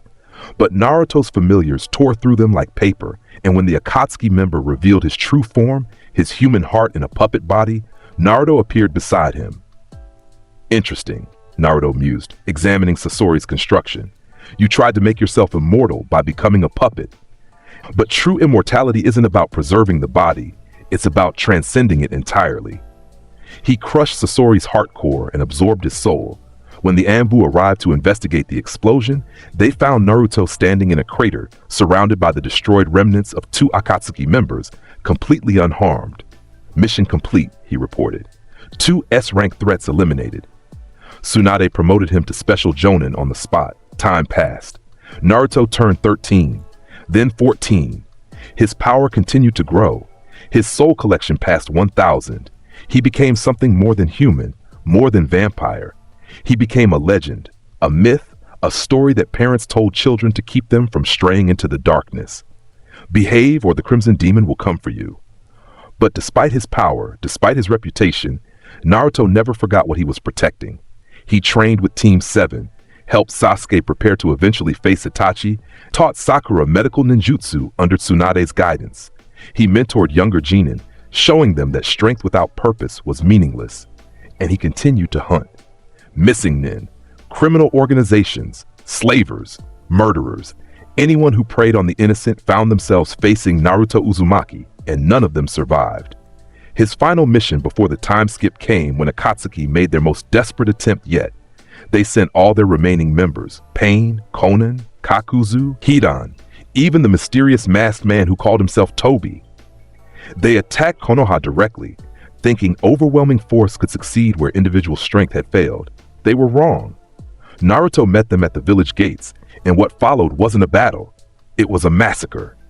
Pain's 6 paths of pain technique was impressive. 6 bodies controlled by one will, each with different abilities.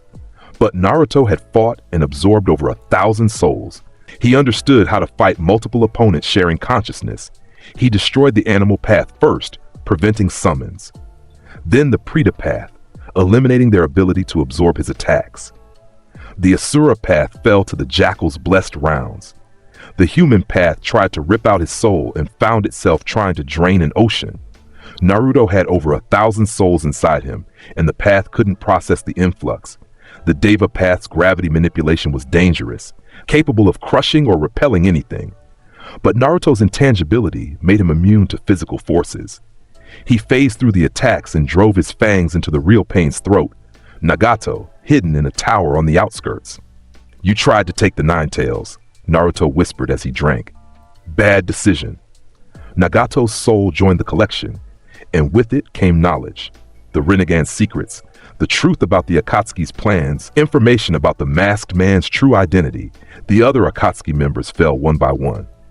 Kakuzu's 5 hearts were all destroyed simultaneously by familiars attacking from different angles. Hidan's immortality proved useless when Naruto simply removed his head and absorbed his soul, leaving the body to slowly die without consciousness. Konan tried to use her paper techniques, 600 billion explosive tags that should have killed anything. Naruto walked through the explosion and caught her by the throat. "Join Nagato," he said, and drank. Only the masked man escaped, using Kamui to phase through dimensions. Naruto let him go for now. He had learned the truth about Tobi's identity, about his plans, and he knew they would meet again. The village celebrated. The Akatsuki threat was eliminated. Konoha was safe. And standing in the center of it all was Naruto Uzumaki, the Crimson Demon, the immortal vampire who had saved them all. Tsunade called him to her office one final time. "You've exceeded every expectation," she said, looking at the mountain of mission reports on her desk. "You've protected this village better than any shinobi in history. But I have to ask, what now? What do you do when you've defeated every enemy, when you've proven you're the strongest?" Naruto smiled. "I keep hunting. There are always more monsters in the world, Tsunade-sama. Criminal organizations, corrupt nobles, missing nin who prey on the weak." His eyes gleamed crimson. "And somewhere out there, the masked man is planning something big. I'll find him, stop him, and add his soul to my collection. And after that? After that?" Naruto looked out the window at the village he'd sworn to protect. "I keep being what I am, a monster who hunts monsters, a vampire who protects humans, the Crimson Demon of Konoha." He turned back to her, and for a moment, Tsunade saw not the monster but the boy, the child who'd lost everything, who'd been given incredible power, and who'd chosen to use it for good. "Thank you," she said quietly, "for everything." "My pleasure," Naruto replied, and disappeared into the shadows. The sun set over Konohagakure, painting the sky in shades of red and gold. On the Hokage monument, a figure stood watching the village below. Naruto Uzumaki, 14 years old, immortal vampire, Jinchuriki of the Nine Tails, and the most dangerous shinobi alive. He'd killed over 1,000 enemies, absorbed their souls, become something beyond human, beyond monster, beyond anything the shinobi world had ever seen. But he was still Naruto, still the boy who'd been orphaned and abandoned, still the person who valued bonds over power, who protected the innocent, who hunted only those who deserved it. Inside him, 1,000 souls whispered. The Nine Tails growled in its cage, and its vampiric nature pulsed with ancient power. "Soon," he whispered to the wind, "soon the real threats will emerge. The masked man, the true powers behind Akatsuki, the ancient evils that have been hiding in the shadows." His eyes blazed crimson in the gathering darkness. And when they do, they'll learn what it means to be hunted by something older and darker than themselves. They'll learn that there are monsters in this world that even gods should fear. He smiled, fangs glinting in the moonlight. "Let them come. I'm ready." The Crimson Demon of Konoha had arrived, and the shinobi world would never be the same. 3 years passed in blood and shadow. Naruto had left Konoha shortly after the Akatsuki massacre, not for training, but for hunting. The world was vast, filled with criminals who thought themselves untouchable, organizations that believed their secrecy protected them, monsters who preyed on the innocent without fear of consequence. They were all wrong. In those 3 years, Naruto Uzumaki became a myth whispered in every criminal den from Water Country to Wind Country. The Crimson Demon, the Soul Eater, the monster who hunts monsters. Entire criminal networks vanished overnight. Missing nin compounds were found empty, except for bloodstains and the smell of death. Slave traders simply disappeared, their operations burned to ash. Naruto's soul collection grew exponentially. 2,000, 3,000, 5,000 souls, all absorbed, all adding their strength and knowledge to his ever-expanding consciousness. Each one made him faster, stronger, more knowledgeable. Each one brought him closer to something beyond even Alucard's original form, a true apex predator. The Kazulan jackals sang their deadly chorus across continents. His vampiric powers evolved beyond anything he'd imagined. He could now exist in multiple places simultaneously through shadow manipulation. His consciousness spread across miles. His regeneration had become so absolute that he'd survived being atomized by a desperate S-rank jutsu, reforming from a single drop of blood left in the shadows. He was 17 when he returned to Konoha, and the village barely recognized him. Gone was the hyperactive blonde child. In his place stood a young man who radiated primal danger with every breath. Taller, broader, with crimson eyes that saw through every lie and deception. He wore black and red, his coat billowing behind him like living shadow. The Kazul rested at his hip, the jackal holstered across his back. When he walked through the gates, the guards didn't stop him. They couldn't. The killing intent rolling off him made their legs shake and their minds scream to run. Naruto found Tsunade in her office, surrounded by paperwork and sake bottles. "I'm back," he announced, materializing from her shadow. The fifth Hokage didn't flinch, though her hand had moved toward a kunai before she recognized him. "Naruto, 3 years without a word, and you just appear in my office like death itself. Would you prefer I use the door?" His smile showed fangs. "How boring. Your former teammates have been asking about you. Kakashi too." Tsunade studied him carefully. "You've changed, grown stronger. I can feel it. The power coming off you is suffocating." "I've been busy. 5,733 souls absorbed, entire criminal organizations erased, missing nin hunted to extinction across 4 countries. Naruto's eyes gleamed. The underworld is terrified of shadows now. They should be. And the mask? Tsunade gestured to his face. For the first time, she noticed he wasn't wearing his usual expression. His features were set in cold, aristocratic disdain, the face of an ancient predator. "This is what I actually look like when I'm not pretending to be human," Naruto replied. "I got tired of the act. Why hide what I am?" He leaned forward. "Speaking of which, I assume Akatsuki has made moves in my absence?" "They've been quiet. Too quiet." Tsunade pulled out a scroll.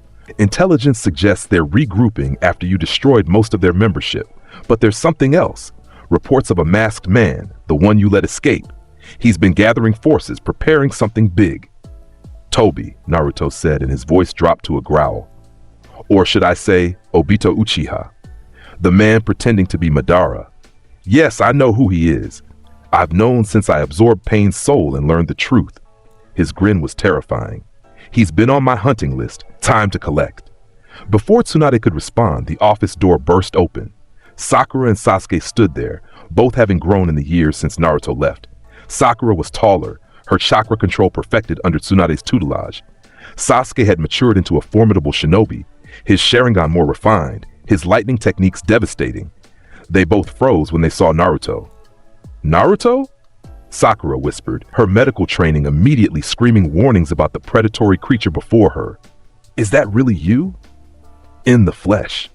Naruto turned to face them, and the casual movement made both former teammates step back instinctively. "You've both grown stronger. Good. You'll need it for what's coming." Sasuke's Sharingan activated automatically, a defensive reflex. Then his eyes widened. "Your chakra. It's not chakra. It's something else entirely. Something dark." "Observant as always, Sasuke." Naruto's smile widened. "I am darkness. I am the night given form and purpose, and I've come back because the real threats are finally emerging." He looked at Tsunade. "The masked man will make his move soon. I can feel it.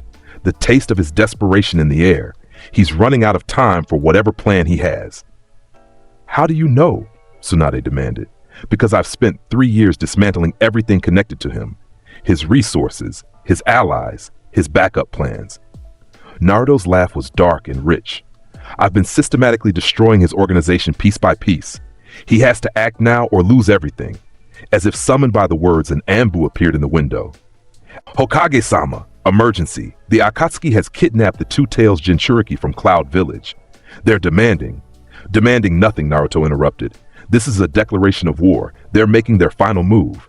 He turned to Tsunade. Give me 3 days. I'll handle the Akatsuki problem permanently. Alone? Sakura protested. Naruto, even you can't. Can't what? Naruto's eyes blazed crimson and shadows began pouring from his body. Fight multiple S-rank opponents? I've been doing that for 3 years. Let me be very clear about something. I am no longer the genin who left this village. I am what happens when you give a vampire 3 years to hunt and evolve without restraint. He walked to the window, looking out over Konoha. The Akatsuki thinks they're predators hunting Jinchuriki. They're about to learn their prey, and I... His fangs gleamed in the light. I am very, very hungry. Naruto vanished into shadows, leaving his stunned former teammates and Hokage behind. The hunt had begun. Naruto tracked the Akatsuki to their base in Rain Country, a massive tower that reached toward the gray skies, hidden behind layers of genjutsu and barrier techniques. Normal shinobi would have spent days finding it. Naruto walked straight to it, his vampiric senses cutting through every illusion like they were paper. The moment he approached, paper began to fall from the sky. Millions of sheets, each one an explosive tag, forming a prison around him. Konan descended from above, her face emotionless, her body transforming into countless paper wings. Naruto Uzumaki, she said, her voice carrying across the distance. You destroyed my partners, killed Nagato in pain. For that, you will die screaming. Naruto looked up at her, and his laugh echoed across the landscape. Konan, I absorbed your partner's soul 3 years ago. I have all his memories, all his pain, all his dreams inside me. His eyes gleamed. I know what you mean to each other. I know the depth of your bond, and I'm going to tell you something that will break you. Nagato's final thought before I drank his soul was relief. Relief that his suffering was finally over. Conan's composure cracked. Liar! Am I? Naruto's grin was cruel. 600 billion explosive tags. That's your ultimate technique, isn't it? The attack you've prepared for Toby, for anyone who threatens what you protect. You're gonna use it on me now. So go ahead, show me your art. The world exploded. 600 billion paper bombs detonated simultaneously, a chain reaction that turned the entire area into a maelstrom of fire and destruction. The explosions continued for 10 straight minutes, enough firepower to obliterate a small country. Mountains vaporized. The earth itself was scorched to glass. When the smoke finally cleared, Konan stood exhausted, panting, her chakra almost completely depleted. She'd used everything, held nothing back, and Naruto stood in the center of the devastation, completely unharmed, brushing ash from his coat. That was impressive, he said conversationally. Really, quite artistic. The synchronization alone must have taken years to perfect. He began walking toward her. But you see, Konan, I'm not like other opponents you faced. I'm not someone who can be killed by conventional means. I'm something older and darker than the shinobi world's understanding of death. His form began to shift, shadows pouring from his body, his shape becoming fluid and monstrous. Let me show you what happens when prey tries to kill a predator. Konan tried to transform into paper and escape, but shadow tendrils erupted from the ground, wrapping around her, holding her solid form in place. She struggled, forming paper spears, trying to pierce through, but the shadows consumed every attack. Naruto appeared before her, his vampiric speed making the distance meaningless. You fought bravely. Nagato would be proud. His hand shot out, gripping her throat. But this is where your story ends. Wait, Konan gasped, blood running from her mouth. Why? Why do you kill so easily? Don't you understand loss? Pain? Nagato wanted to create peace. By enslaving the world in genjutsu? Naruto's laugh was bitter. By using the tailed beasts as weapons of terror? That's not peace, Konan. That's the delusion of broken people trying to force their trauma onto everyone else. His grip tightened. I understand loss better than you could imagine. I carry over 5,000 souls inside me. I live with their memories, their pain, their final moments every single day. But I don't use that as an excuse to hurt innocents. I use it to hunt monsters. You're the monster, Conan whispered. Yes, Naruto agreed. But I'm the monster who protects humans. That's the difference. He drove his fangs into her throat and drank. Conan's soul joined the collection, and with it came her memories. Her love for Nagato, her loyalty to the Akatsuki's dream, her secret hopes that somehow they could create a better world. Naruto absorbed it all, added it to the ocean of consciousness inside him.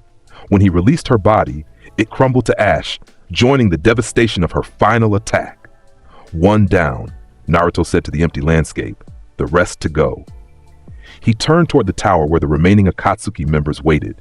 Shadows gathered around him like loyal servants, and his eyes blazed crimson with anticipation. The Kazul appeared in his right hand, the jackal in his left. Both weapons hummed with power, eager for the hunt. Come out, Naruto called out, his voice carrying through the ruins. I know you're watching, Toby.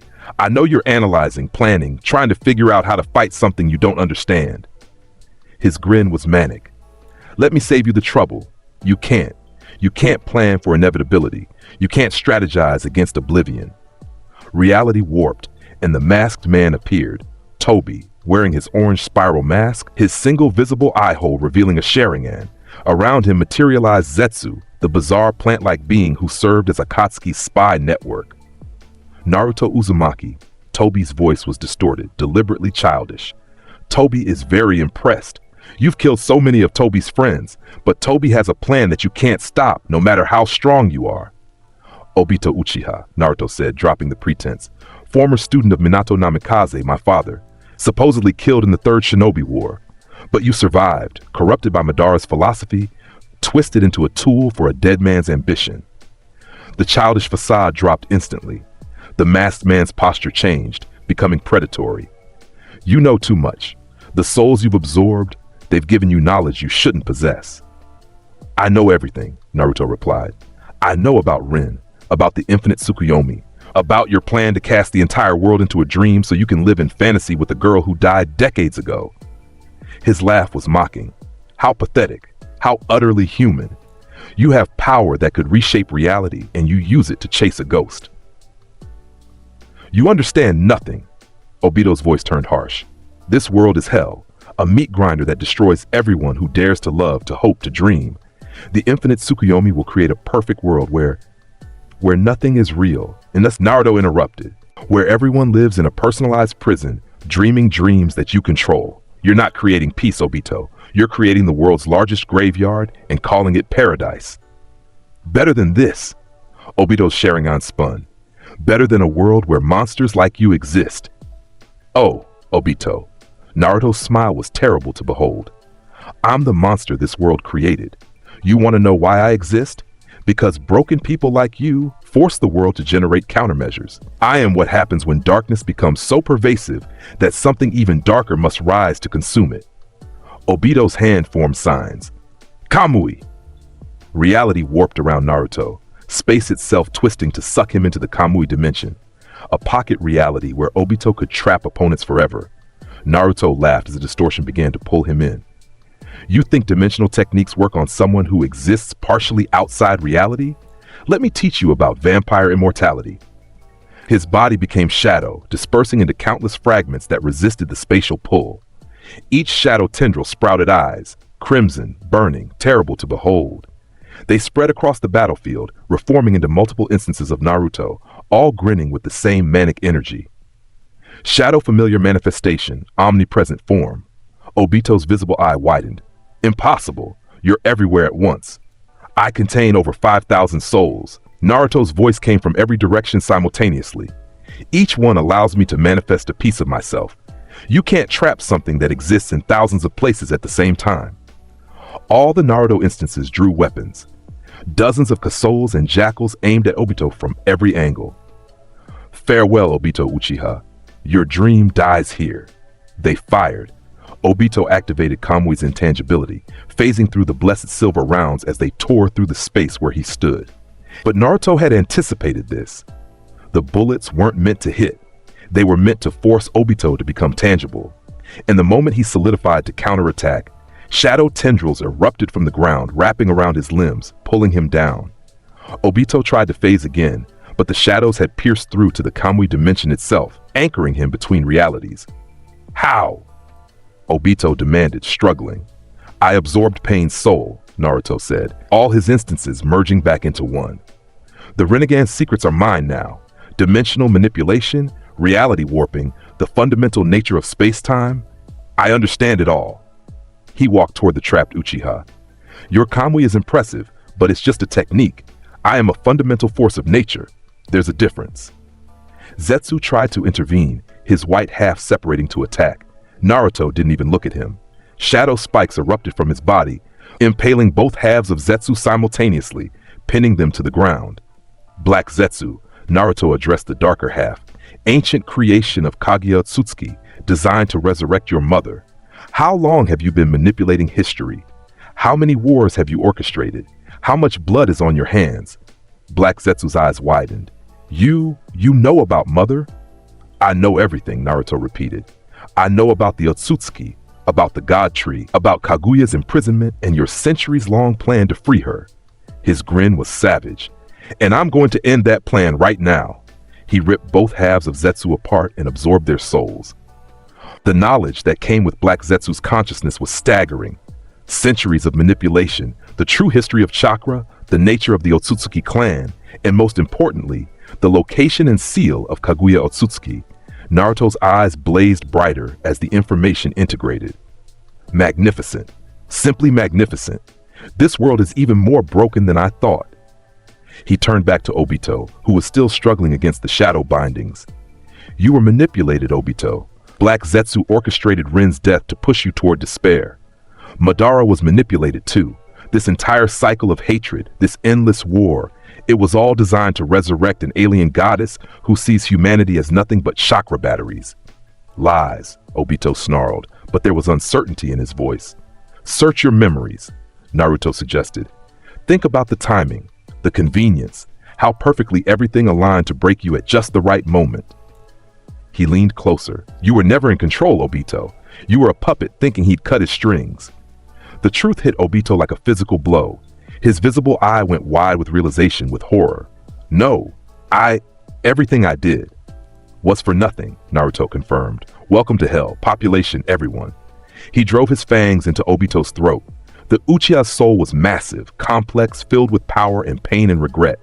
Naruto drank deep, absorbing not just Obito's strength, but his Sharingan abilities, his Kamui, his wood release, all of it flowing into the vampire's being. When he finished, Obito's body crumbled to dust. Naruto stood alone in the ruins, his eyes now containing spiral patterns, the Mangekyo Sharingan integrated into his vampiric gaze. He could feel the new power flowing through him, dimensional techniques at his command, reality-bending abilities added to his already overwhelming arsenal. The Akatsuki is destroyed, he said to the empty battlefield. Their dream is dead, but the real threat remains. He looked up at the gray sky, his new knowledge showing him the truth hidden beyond the veil of reality. Kaguya Otsutsuki was still sealed, still waiting, still plotting through the remnants of her will. And somewhere in the shadows, Madara Uchiha wasn't quite as dead as everyone believed. Let them come, Naruto whispered. Let all the ancient threats, all the gods and monsters, all the cosmic horrors this world can produce, let them all come. I'll devour them all and add them to my collection. He vanished into shadow, returning to Konoha to deliver the news. The Akatsuki was no more. But the real war was about to begin. Tsunade listened to Naruto's report with growing horror. An alien goddess sealed in the moon, an immortal Uchiha hiding somewhere planning to resurrect her, and an ancient conspiracy spanning centuries to turn humanity into slaves for cosmic parasites. She reached for her sake bottle. Fuck. Succinct summary, Naruto agreed. The shinobi world is about to face an existential threat that makes Akatsuki look like amateur hour. And you're telling me this why? If you're as powerful as you claim, why not handle it yourself?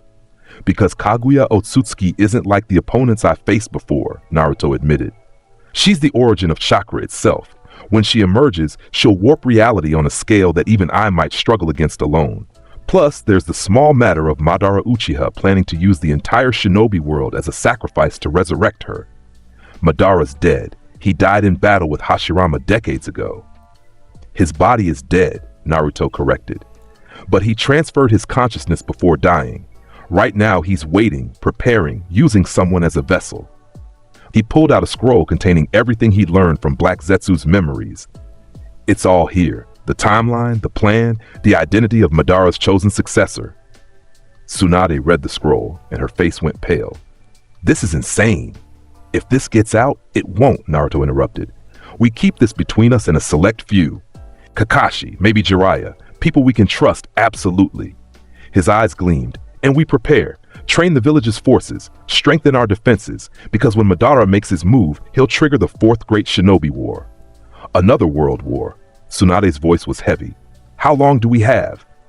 Months, maybe a year at most. He needs the remaining tailed beasts first, and I've made that significantly harder by destroying Akatsuki. Naruto's grin was predatory. But he'll adapt, find new pawns, continue his plan. Men like Madara don't give up just because of setbacks. The office door opened and Kakashi entered, his visible eye widening when he saw Naruto. You're back, and from what I'm hearing, you just single-handedly destroyed the organization that's been terrorizing the world for years. Good to see you too, Sensei. Naruto gestured to a chair. Sit down. You're going to want to be sitting for this. They briefed Kakashi on everything. The copy ninja listened in silence, his legendary composure cracking only slightly when they revealed the scope of the threat. The Fourth Shinobi War, Kakashi said quietly, led by Madara Uchiha, with the goal of resurrecting an alien goddess. I've seen many things in my career, but this exceeds all expectations, Naruto finished. Welcome to the truth behind the truth behind the truth. This world is far more fucked up than anyone realizes. He stood, stretching. But that's why I exist, to eat the monsters that think they're gods. Can you win? Tsunade asked bluntly. Against Madara and Kaguya? Naruto's smile was terrifying. Alone? Maybe not against both simultaneously. But I have 3 advantages. He raised one finger. First, I know their plans. Black Zetsu's memories gave me the complete picture. Second finger. Second, I'm still growing stronger. Every soul I absorb, every power I integrate, I evolve. By the time they make their move, I'll be even more powerful than I am now. Third finger. And third, I'm not fighting alone. I have the entire shinobi world to use as my hunting ground. You're going to let the war happen, Kakashi realized. You're going to use it as an opportunity to absorb thousands of souls. Not innocents, Naruto clarified, but the white Zetsu army that Madara will deploy? The Edo Tensei summons he'll use? Every enemy combatant that threatens this world? His eyes blazed crimson. They're all potential additions to my collection. By the end of this war, I'll have absorbed so many souls that I'll transcend even Alucard's original form. I'll become something new, something unprecedented. Tsunade studied him carefully.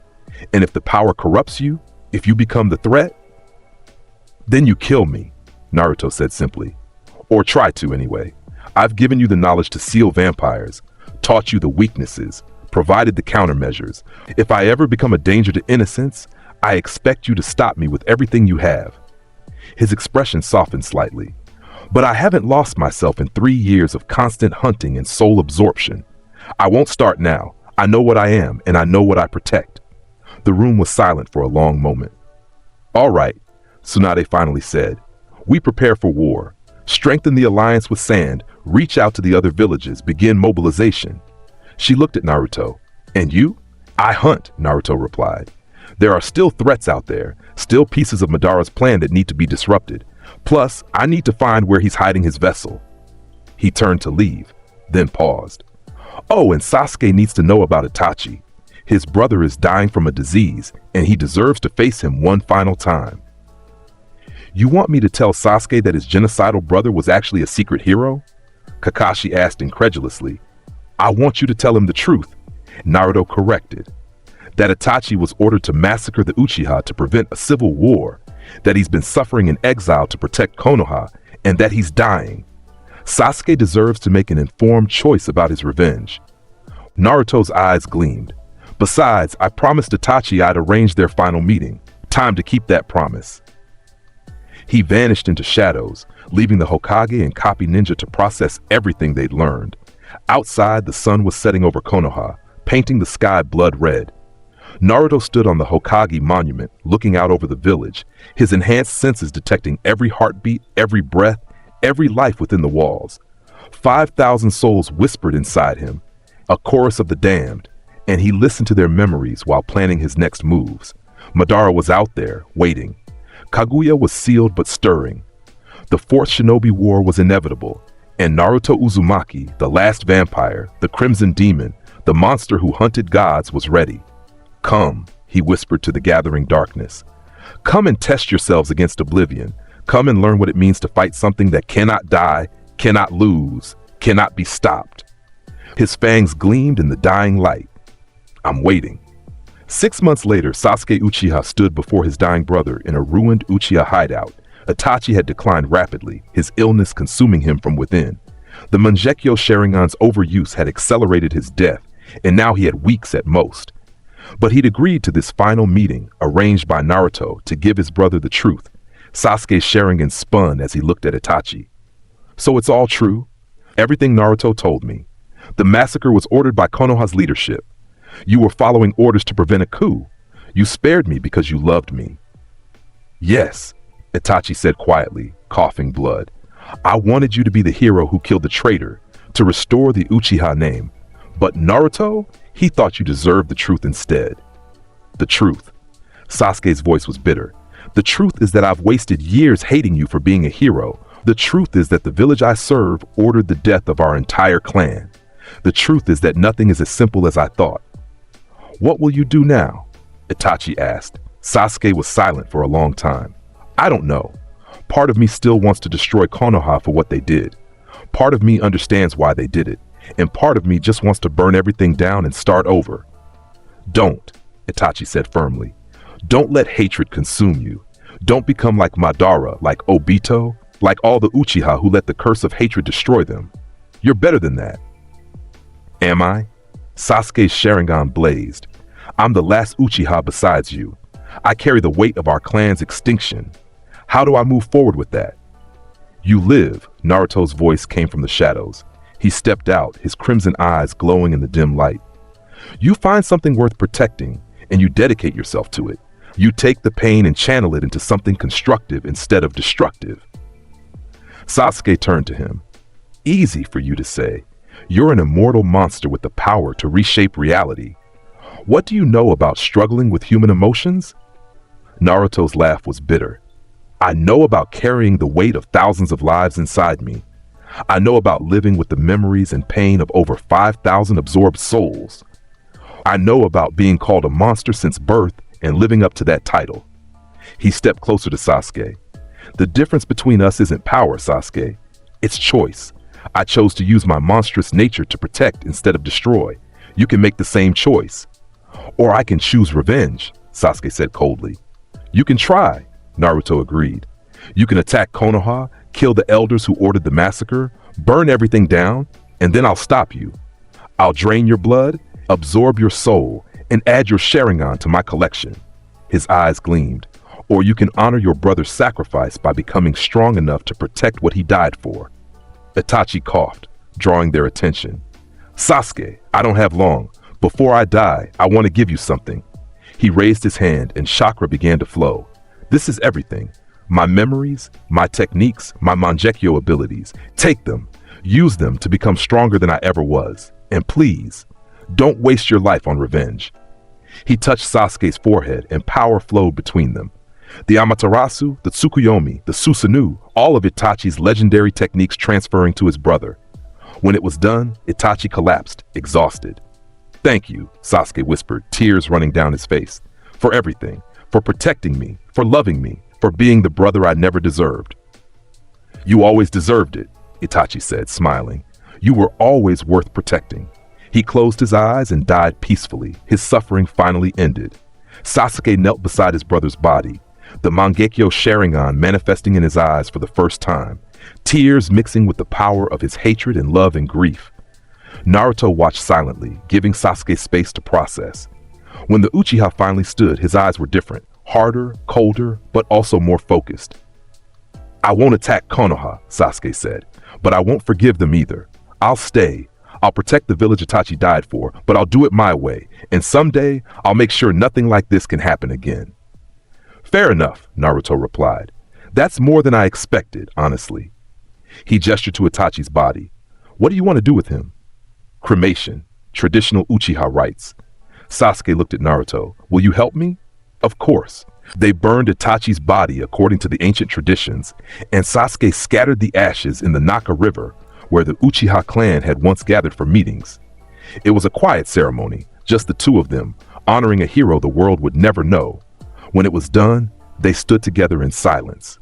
Thank you, Sasuke finally said, for arranging this, for giving me the truth, for being my teammate even when I didn't deserve it. We're Team 7, Naruto replied. That doesn't change just because we're all fucked up in different ways. He clapped Sasuke on the shoulder. Come on, Tsunade's called a meeting. Apparently there's been movement from Madara's forces. The war is about to start. They returned to Konoha together, two of the world's most dangerous shinobi, bound by shared trauma and genuine respect. The fourth great shinobi war was on the horizon, and Naruto Uzumaki was ready to feast. The war began with a declaration. A white Zetsu clone appeared in every major village simultaneously, delivering the same message in Madara Uchiha's voice. The fourth shinobi war begins now. Surrender the 8 tails and 9 tails Jinchuriki, or face annihilation. You have 24 hours to decide. The 5 Kage held an emergency summit and made their choice unanimously. War, the allied shinobi forces formed rapidly. Konoha, Sand, Cloud, Stone, and Mist working together for the first time in history. 40,000 shinobi mobilized, the largest military force ever assembled. They divided into 5 divisions, each led by elite jonin, prepared for the fight of their lives. Naruto stood apart from the main force, dressed in black and red, the castle and jackal clearly visible. Tsunade had given him a special assignment: roam the battlefield as a free agent, eliminating high-value targets and disrupting enemy operations. In other words, do what he did best. Hunt. The war's opening battle took place in the Valley of Clouds and Lightning. The Allied forces encountered the first wave of White Zetsu, an army of 100,000 clone soldiers, all identical, all expendable, all designed to overwhelm through sheer numbers. The White Zetsu surged forward like a pale tide, and the Allied forces braced for impact. Then Naruto appeared on the battlefield. He walked calmly through the space between the two armies, hands in his pockets, a predatory smile on his face. Both sides stopped, staring at the single figure who seemed unconcerned with the impending clash. 100,000 White Zetsu, Naruto said, his voice amplified by chakra to carry across the entire battlefield. Artificial soldiers created from the Gedo statue, infused with Hashirama's cells, designed to fight and die for Madara's ambition. His grin widened. Do you know what I see when I look at you? 100,000 souls ready for collection. The White Zetsu army charged. Level release, unrestricted mode. Power exploded from Naruto's body. Shadows erupted from the ground, spreading across the battlefield like living darkness. His eyes blazed crimson, and his form became fluid, monstrous, transcendent. Shadow familiar manifestation, Legion form. From the shadows emerged his army. 5,000 spectral warriors, each one a soul he'd absorbed, each one manifesting as a nightmarish familiar. They crashed into the White Zetsu like a tsunami of death, tearing through the artificial soldiers with supernatural strength. But Naruto wasn't done. He drew the jackal, the massive 13mm handgun gleaming in his grip. Let me show you what happens when you bring an army to fight a vampire who spent 3 years learning to optimize mass destruction. The jackal roared. But instead of a single shot, the gun fired continuously, blessed silver rounds tearing through dozens of White Zetsu with each trigger pull. The bullets didn't just kill, they disintegrated, leaving nothing but ash. Naruto spun, firing in every direction, his vampiric speed and perception allowing him to target with perfect accuracy. 100 shots, 200, 500. The jackal never ran dry. Naruto's power infinitely reloading the weapon through shadow manipulation. The White Zetsu tried to swarm him, to overwhelm with numbers. Naruto's response was to shift into his Hellhound form, a massive black beast the size of a small building, with jaws that dripped shadow and eyes that burned like crimson stars. The beast tore through the white Zetsu army like a natural disaster. Each bite consumed dozens. Each swipe of massive claws shredded hundreds. And with every kill, Naruto absorbed their artificial souls, adding their small sparks of consciousness to his vast collection. The allied shinobi forces watched in awe and horror as a single being systematically destroyed an army that should have taken hours of coordinated effort to defeat. "What is he?" a cloud ninja whispered. "That's Naruto Uzumaki," Kakashi replied, appearing beside the division. "The Nine Tails Jinchuriki, the Crimson Demon, the strongest weapon in our arsenal." His visible eye was wide with shock, though I've never seen him fight at this level before. In 15 minutes, the battle was over. 100,000 white Zetsu lay dead, their artificial souls absorbed, their bodies dissolved to ash. Naruto stood in the center of the devastation, his hellhound form dissolving back into his human shape, blood and shadow dripping from his mouth. He turned to face the allied forces, his crimson eyes glowing, and spoke in a voice that carried across the entire battlefield. "This is the power that protects you. This is the monster that hunts your enemies. And this..." He spread his arms wide, shadows pouring from his body. "This is just the beginning. Madara has unleashed war thinking he controlled the chaos. He's about to learn that I am the chaos, and I bow to no one." The allied forces erupted in cheers, their morale skyrocketing. They just watched the impossible, one shinobi destroying an entire army alone. But Naruto wasn't celebrating. His enhanced senses detected something moving beneath the battlefield, something ancient and powerful stirring in the earth. "Incoming!" he shouted. "Everyone back!"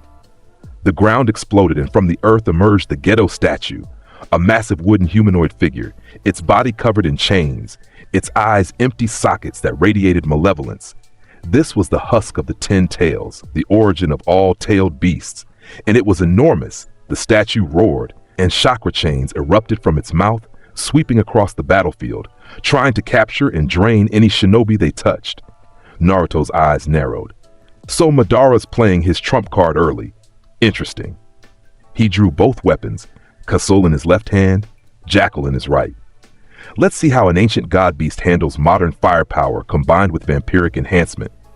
He aimed both guns at the statue's head and fired simultaneously. The Kasul's blessed silver round struck the left eye socket. The Jackal's 13mm round hit the right. Both exploded with devastating force, holy energy ripping through the statue's wooden body, carving massive craters. The Gedo statue screamed, an unholy sound that made every shinobi on the battlefield cover their ears in pain. But it didn't fall. Instead, it began to regenerate, wood growing over the damage, healing the wounds. "Regeneration?" Naruto laughed. "You picked the wrong opponent for that trick." He shifted into shadow form and phased directly into the statue's body, disappearing from view. The allied forces watched anxiously as the massive figure thrashed and roared. Inside the Gedo statue, Naruto found himself in a space of pure chakra, surrounded by the remnants of tailed beast energy that had once been sealed within. He could feel the malevolence, the ancient hunger, the desire to consume and destroy. "You're nothing but a husk," Naruto said to the consciousness within. "A shell without a soul, animated by stolen power. Let me show you what a real predator looks like."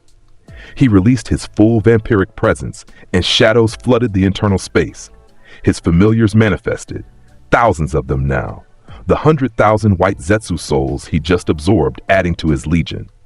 Familiar army, internal consumption. The spectral warriors attacked the statue from within, tearing at its essence, devouring the chakra that animated it.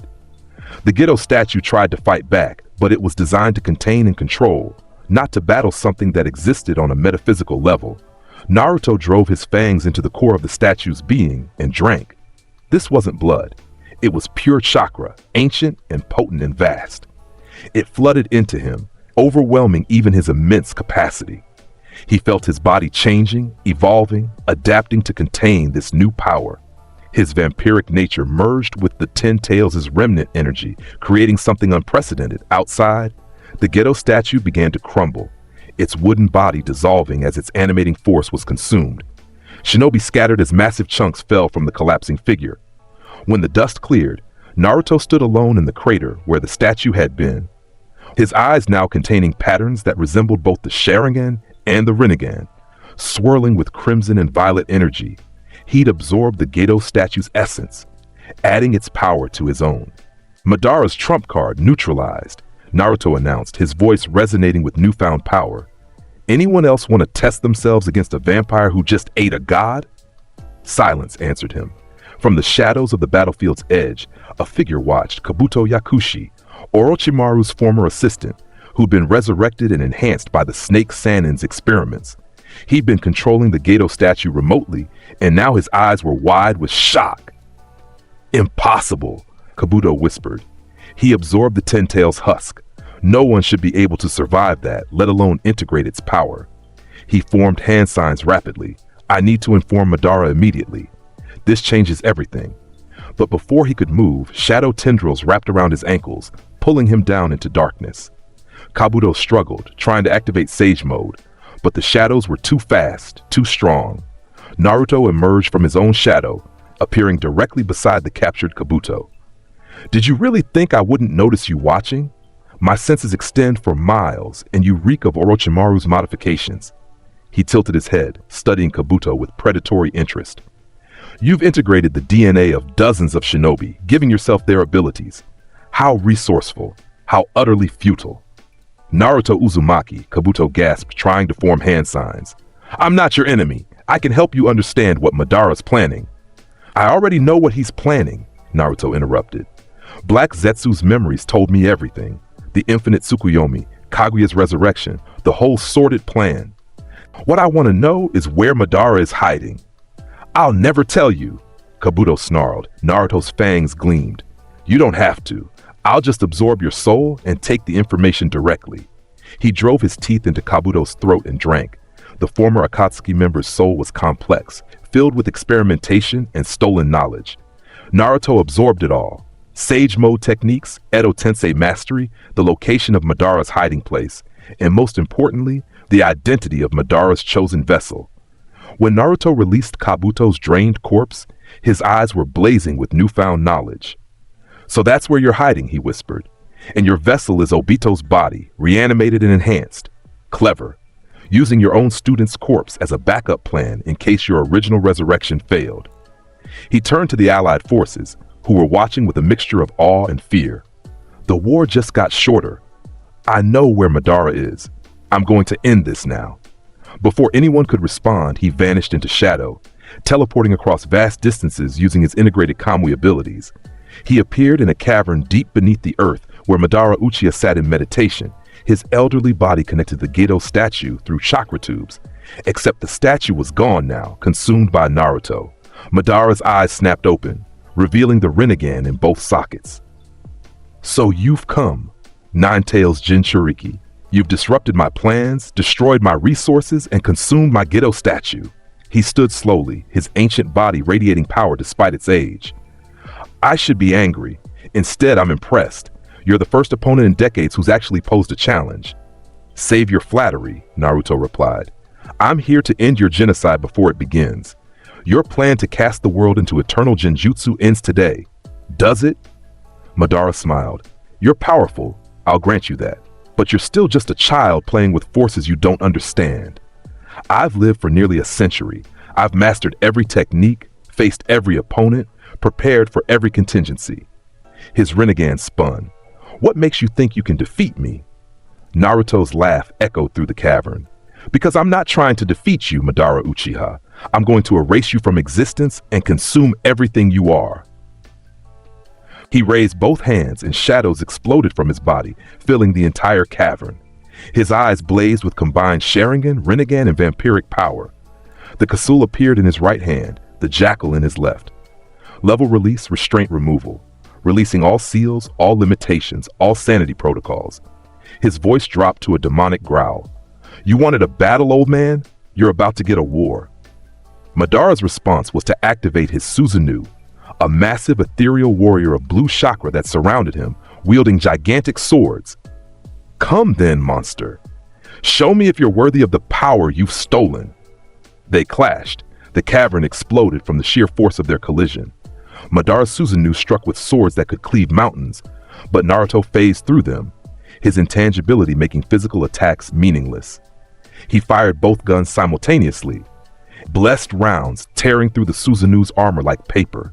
Madara used the Rinnegan's gravity manipulation, trying to crush Naruto under intensified weight. Naruto responded by manifesting his Hellhound form, the massive beast shrugging off the gravitational pressure through sheer mass and power. Universal pull. Madara's Rinnegan activated, yanking Naruto toward him. But instead of resisting, Naruto allowed himself to be pulled in, then drove his clawed hand through Madara's chest. The ancient Uchiha coughed blood, his eyes wide with shock. How? The Susanoo should have protected. Your Susanoo is chakra, Naruto whispered, his hellhound jaws inches from Madara's face. My powers exist partially outside chakra's framework. I can hurt what you thought was invincible. He pulled his hand back. Madara's heart clutched in his claws. You've lived too long, old man. Time to rest. But Madara smiled, blood running from his mouth. Izanagi. Reality warped. The Madara that Naruto had just mortally wounded dissolved into illusion, and the real Madara appeared behind him, completely unharmed, though one of his Sharingan had gone dark. The price for rewriting reality. Nice try, Madara said. But I have several Sharingan implants. I can rewrite death itself multiple times. He formed hand signs at blinding speed. Infinite Tsukuyomi, partial release. The Genjutsu should have been impossible to activate without the complete Moon's Eye plan. But Madara had prepared a weaker version for emergencies. Powerful Genjutsu swept through the cavern, trying to trap Naruto's consciousness in illusion. It failed immediately. Naruto's mind existed across thousands of absorbed souls simultaneously. Trapping one consciousness did nothing when hundreds more remained active. He laughed as the Genjutsu shattered against his fragmented psyche. You're not listening, Madara. Your techniques don't work on something that exists beyond your understanding. Naruto's hellhound form dissolved, returning to his human shape, but the shadows around him intensified. Let me teach you about vampire evolution. Every soul I absorb makes me stronger, smarter, more adaptable. I've consumed over 105,000 souls in the last hour alone. Do you understand what that means? He spread his arms wide, and the shadows coalesced into forms, 105,000 spectral warriors, all manifesting simultaneously, filling the cavern with an army of the damned. It means I can now manifest a legion that dwarfs any army in history. It means my power has transcended the individual level. It means... His grin was manic, terrifying, glorious. I've become something that makes gods look mortal. Madara's expression finally showed fear. What are you? I am Naruto Uzumaki, Naruto replied. The last vampire, the crimson demon, the monster who hunts gods. And you, Madara, are my final obstacle before ascending to true supremacy. The familiar army charged. Madara fought desperately, using every technique in his vast arsenal. Planetary devastation to trap the familiars in spheres of compressed earth. Multiple Susanoo to fight on equal terms. Perfect Susanoo, the ultimate defense and offense combined. A colossus of chakra that towered over even Naruto's largest forms. None of it mattered. The familiars tore through every defense, consumed every attack, overwhelmed every technique through sheer numbers and supernatural power.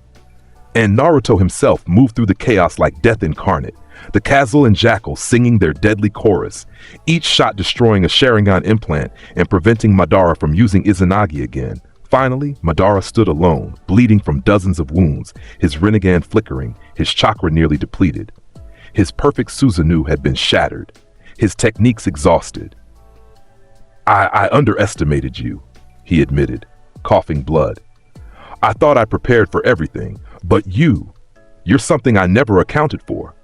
Of course you didn't, Naruto said, walking toward him through the army of familiars. You planned for shinobi, for Jinchuriki, for other tailed beasts.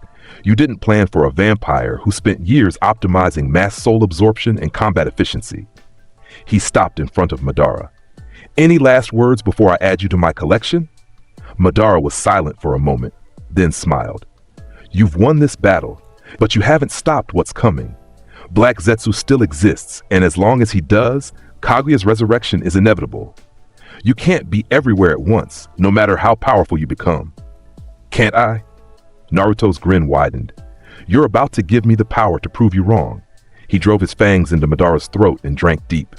The Uchiha's soul was vast, a century of life, Countless battles, immense knowledge, and the power of the Sage of Six Paths flowing through his bloodline. Naruto absorbed it all, feeling his body transform, evolve, transcend. His eyes now contained the complete Rinnegan, not just the patterns, but the actual power. The Six Paths abilities integrated into his vampiric nature: gravity manipulation, soul extraction, dimensional creation, reality warping, all of it flowing through him. And with Madara's memories came the location of Black Zetsu's current hiding place. When Naruto released Madara's drained corpse, he stood transformed. His power had reached a level that defied classification. He was no longer just a vampire or a Jinchuriki or a shinobi. He was something entirely new. "Thank you, Madara," he said to the empty cavern. "Your power was the final ingredient I needed." He teleported through shadow space, appearing in a distant cave where Black Zetsu was attempting to resurrect Kaguya through an alternative method, using the chakra of captured shinobi to slowly rebuild the ghetto statue. "Going somewhere?" Naruto asked, appearing from the cave's shadows. Black Zetsu spun, his plant-like face contorting with rage and fear. You've ruined everything. Mother's resurrection, the plan centuries in the making, all destroyed by one anomaly." "Anomaly is a good word for it," Naruto agreed. "I'm the variable that shouldn't exist. The monster that the world accidentally created when it sealed a vampire's bloodline into a Jinchuriki." He began walking toward Black Zetsu. "But I exist, and I've spent years becoming strong enough to end threats like you permanently." "You can't kill me," Black Zetsu snarled. "I'm Mother's will. I'll exist as long as she does." "Then I'll just have to consume you both," Naruto replied calmly. Black Zetsu tried to escape, sinking into the earth, but Naruto's shadows were faster. They erupted from every surface, wrapping around the ancient being, pulling him back. "No, this isn't how it's supposed to end. Mother is supposed to rule. The world is supposed to be united under her dominion." "Your mother is a tyrant who sees humans as batteries," Naruto said. "And I'm the apex predator who eats tyrants for breakfast." He absorbed Black Zetsu's essence, and with it came something unexpected. A direct connection to Kaguya Otsutsuki herself, still sealed in the moon, but aware, watching, planning. Naruto felt her consciousness brush against his, and he smiled. "Hello, Kaguya," he thought toward the distant presence. "I'm coming for you next." Terror flooded back through the connection, genuine fear from a being who thought herself beyond such emotions. Then Naruto severed the link and returned to the war. When he appeared on the battlefield, the allied shinobi forces had been fighting for hours against the remnants of Madara's army. Edo Tensei summons of legendary shinobi, controlled by Kabuto's techniques that had activated automatically after his death. Naruto surveyed the chaos calmly. Dozens of revived ninja fighting the allied forces. Former Kage, legendary warriors, all trapped in immortal bodies and forced to fight against their will. "This ends now," he announced, his voice amplified to carry across the entire battlefield. He raised both hands, and shadows erupted from his body like a tsunami, spreading across miles, touching every Edo Tensei summon simultaneously. Soul liberation technique. His power ripped through the Edo Tensei bindings, but instead of sending the souls back to the Pure Land immediately, Naruto gave them a choice. He manifested before each one as a spectral projection, speaking directly to their consciousness. "I can free you from this forced resurrection," he told them, "send you back to rest peacefully. Or," his eyes gleamed, "you can choose to join me, become part of my familiar army, fight for a purpose instead of being enslaved, and help protect the world from those who would abuse power like this." The responses varied. Some souls chose peace, grateful to return to death. But others, warriors who died with regrets, protectors who wanted to keep fighting for a better world, legends who saw in Naruto a worthy cause, chose to join his collection. Thousands of souls joined Naruto's familiar army willingly, not through forced absorption, but through conscious choice. They became part of something greater, their individual consciousness preserved within his vast collective. When the technique ended, the battlefield was silent. The Edo Tensei army had vanished, either returned to peace or integrated into Naruto's being. The allied forces stared at him in awe. "The war is over," Naruto announced. "Madara is dead. The Akatsuki is destroyed. The infinite Tsukuyomi will never be cast. The world is safe from this particular apocalypse." He turned to face the assembled Kage, Tsunade, the Raikage, the Tsuchikage, the Mizukage, and Gaara representing sand. But there's one final threat that remains, he continued. Kaguya Otsutsuki, sealed in the moon, still plotting to return. Black Zetsu's will may be consumed, but her consciousness persists. I'm going to end that threat permanently. How? Tsunade demanded. The moon is easily reachable for someone with my powers, Naruto interrupted. He activated his integrated Kamui, creating a dimensional portal. I'm going to enter the seal, confront Kaguya directly, and either absorb her or destroy her completely. If I don't return within 24 hours, assume I failed and prepare whatever defenses you can. You can't face a goddess alone, Gaara protested. Naruto's smile was terrible to behold. I'm not alone. I carry over 130,000 souls with me. I have the combined power of Madara, the Gedo statue, and every enemy I've ever consumed. I am a walking apocalypse, and Kaguya Otsutsuki is about to learn what happens when you threaten a world under my protection. He stepped through the portal, and reality folded around him. The moon's interior was a twisted landscape of impossible geometry, a dimensional prison designed by the Sage of Six Paths to contain his mother for eternity. Naruto walked through corridors that defied physics, across planes that existed in multiple dimensions simultaneously, through spaces where reality itself was uncertain. And at the center of it all, in a chamber of pure white, sat Kaguya Otsutsuki. She was beautiful in an inhuman way. Pale skin, long white hair, horns protruding from her head, 3 eyes including a Rinne's Sharingan on her forehead. She radiated power that made even Madara's might seem insignificant. So you've come, she said, her voice resonating with cosmic authority. The anomaly, the vampire who consumed my will, the mortal who dares to challenge a goddess. Goddess is a strong word for a parasitic alien who enslaved a world, Naruto replied, walking toward her casually. You're not a deity, Kaguya. You're a conqueror who got too greedy and was sealed by her own children. There's a difference. Kaguya's eyes blazed with rage. How dare you? I am the origin of chakra, the mother of all shinobi. This world exists because I allow it. This world exists despite you, Naruto corrected. Humans learned to use chakra after you were sealed. They built civilizations, created cultures, formed bonds. Everything good about the shinobi world happened because you weren't around to control it. He stopped 10 feet from her, close enough to see the patterns in her third eye. I'm going to give you one chance, he said seriously. Return peacefully to the Pure Land. Accept that your time is over. Let the world move on without you.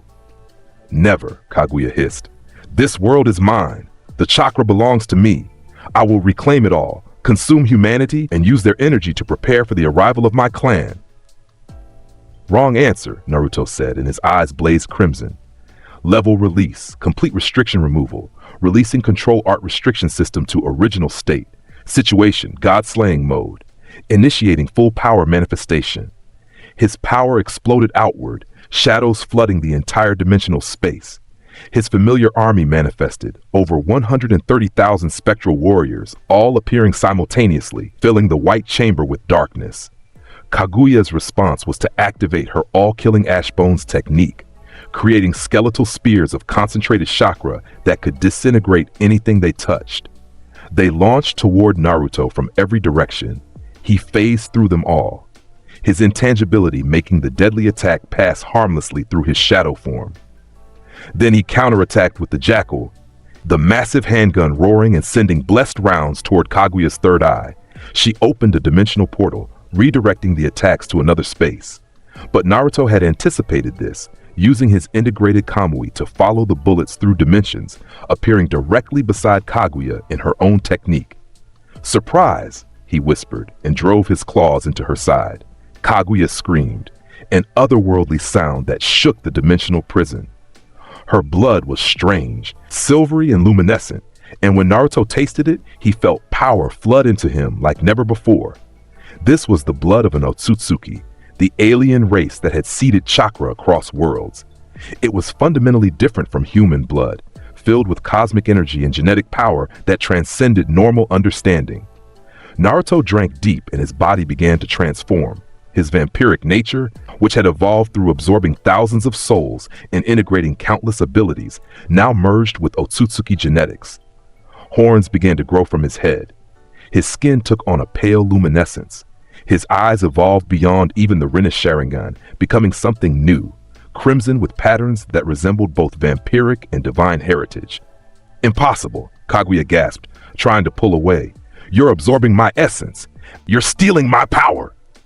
"I'm doing what vampires do," Naruto replied, his voice now resonating with cosmic authority. "I consume, I adapt, I evolve. And you, Kaguya Otsutsuki, are the most nutritious meal I've ever encountered." She unleashed her full power, opening portals to dimensions of lava, ice, acid, and gravity. Each dimension tried to destroy Naruto, to crush or burn or dissolve him. But he existed in all of them simultaneously through his shadow manifestation, his familiar army spreading across dimensional boundaries, fighting her in multiple realities at once. The battle raged across dimensions, through impossible spaces, across the fabric of reality itself. Koya used techniques that could reshape continents, create new dimensions, manipulate time itself. Naruto countered with vampiric immortality, shadow manipulation, and the combined abilities of everyone he'd ever absorbed. They were evenly matched for exactly 7 minutes. Then Naruto activated his ultimate technique, complete soul integration, apocalypse configuration. Every soul he'd absorbed, all 130,000 of them, merged completely with his consciousness, not as separate entities, but as integrated aspects of a singular transcendent being. His power multiplied exponentially, his awareness expanding to perceive multiple dimensions simultaneously, his strength reaching levels that defied measurement. He became something unprecedented, not vampire, not shinobi, not Otsutsuki, but a fusion of all three, a being that existed partially outside reality's normal framework, a cosmic predator on a level that even Kaguya's alien race would fear. "This is the power of evolution," Naruto said, his voice echoing across dimensions. "You stagnated, Kaguya. You achieved godhood and stopped growing. But I've been growing stronger every single day, absorbing every challenge, integrating every opponent, and now I've surpassed you." He manifested his complete form, a titanic figure that dwarfed even Kaguya's largest manifestations, composed of shadow and crimson energy, with eyes that blazed like stars. His familiar army surrounded him like an honor guard, and behind him, the souls of the willing dead formed wings that spread across dimensional boundaries.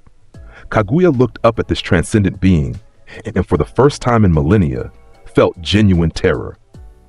"You wanted to rule this world," Naruto said, his voice resonating through every dimension.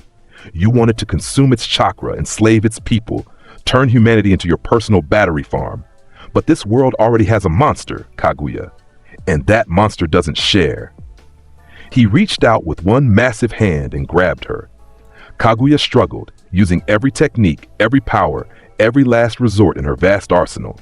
She activated the infinite Tsukuyomi directly, trying to trap him in illusion.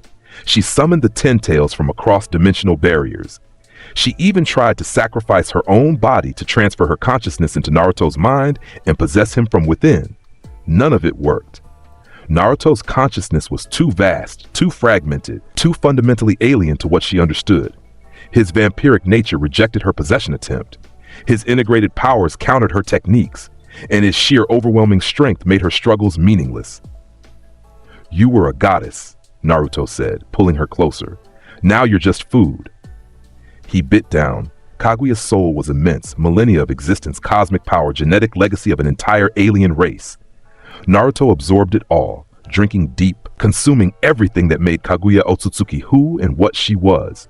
Her screams echoed across dimensions as she felt herself being unmade, her consciousness dissolving into his, her power being integrated and surpassed. When it was done, Naruto released her empty husk, and it crumbled to cosmic dust.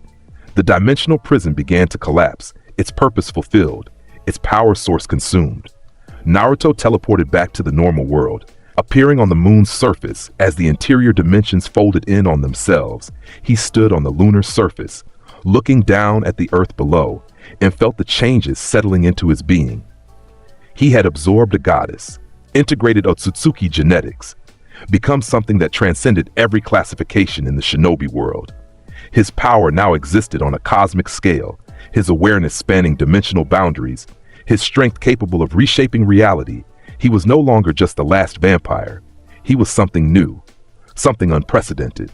The Crimson God, Naruto teleported back to Earth, appearing in the center of the allied shinobi forces. His transformed appearance, horns, luminescent skin, cosmic eyes, made everyone step back in shock. "Kaguya Otsutsuki is dead," he announced. "I've consumed her essence, absorbed her power, and ended the Otsutsuki threat to this world permanently. The Fourth Great Shinobi War is officially over. You've won."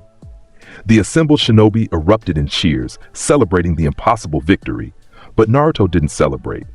He could feel the weight of 130,000 souls inside him, all the knowledge and memories and power they represented. He could sense the cosmic heritage of the Otsutsuki flowing through his transformed body.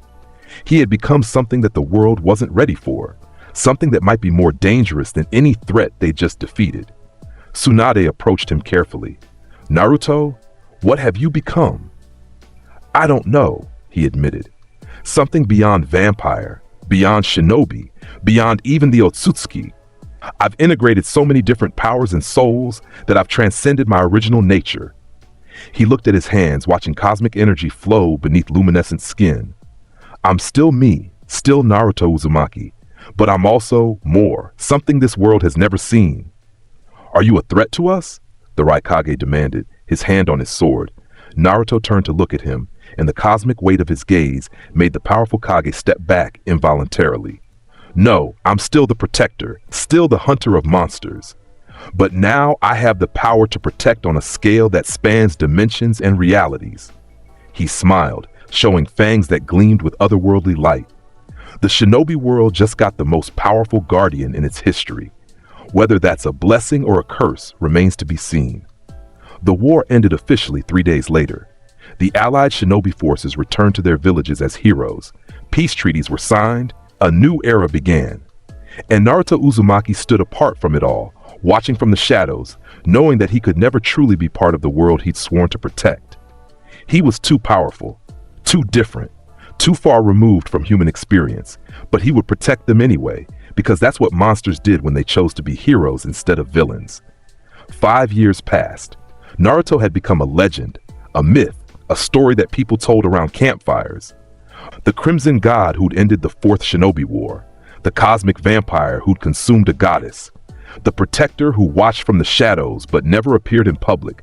He'd spent those 5 years hunting the last remnants of threats to the world, surviving Otsutsuki clan members who came seeking Kaguya, dimensional parasites trying to invade through tears and reality, cosmic horrors that existed in the spaces between worlds. He killed them all, absorbed them all, added them to his ever-growing collection of souls and powers. His soul count had reached over 2 million now. His power had grown beyond measurement. He existed simultaneously in multiple dimensions, his consciousness fragmented across reality itself, making him functionally omnipresent within the shinobi world. He was 22 years old and had long since stopped being anything resembling human. On this particular day, Naruto stood on the Hokage monument, looking down at Konoha as the sun set. The village had grown prosperous in the years of peace. Children played in streets, merchants thrived, shinobi trained for a future where war was just a memory. It was everything he'd fought for, and he would never be able to enjoy it. "You've been brooding a lot lately," a voice said behind him. Naruto turned to find Sasuke approaching. The Uchiha now wearing the cloak of the Shadow Hokage, the official protector who worked in the darkness to keep Konoha safe. "I don't brood," Naruto replied. "I philosophically contemplate my existence." "That's literally the definition of brooding," Sasuke said, standing beside him. "You've saved the world, ended every major threat, and become a god. Why do you look so miserable?" "Because I'm alone," Naruto admitted quietly. "I've absorbed over 2 million souls. I exist across multiple dimensions.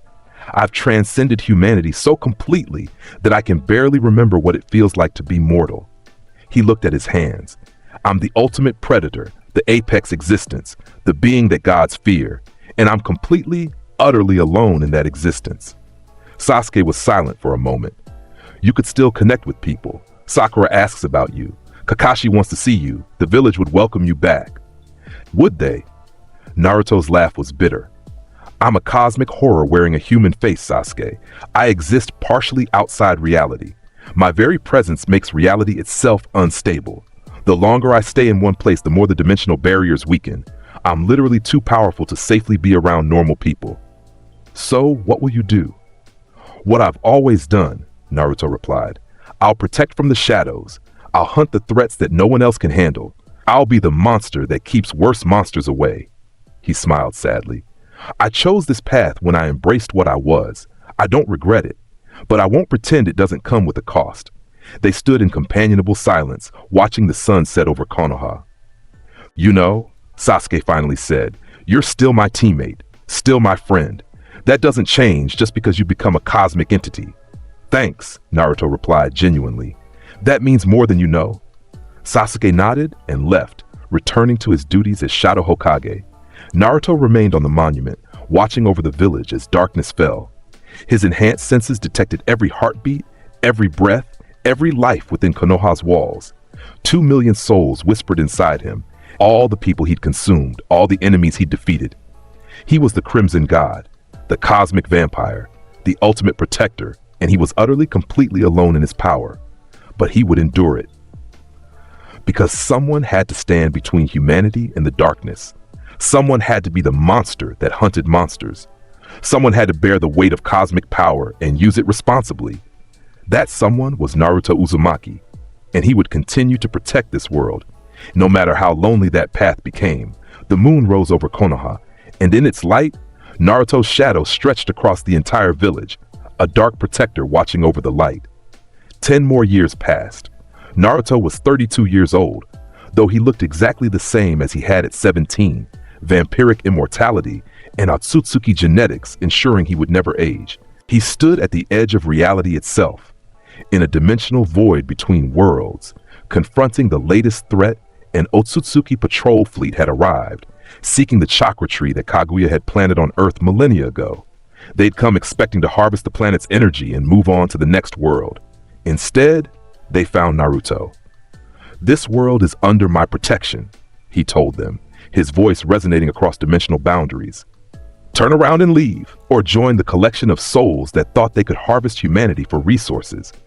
The Otsutsuki leader, a being of immense power named Ishiki, laughed. A hybrid? A contaminated bloodline dares to challenge pure Otsutsuki? We are gods among mortals, dimensional travelers who have consumed 1,000 worlds. Then you should run faster, Naruto replied calmly, because I'm the thing that gods fear. The battle was spectacular and brief. Naruto had spent 20 years perfecting his abilities, integrating powers, absorbing threats.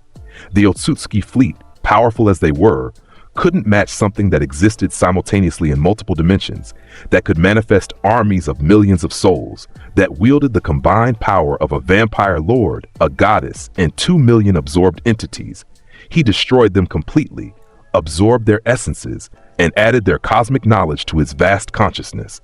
When it was done, Naruto stood alone in the void, looking at the distant Earth, knowing that he'd just eliminated the last major threat to the planet.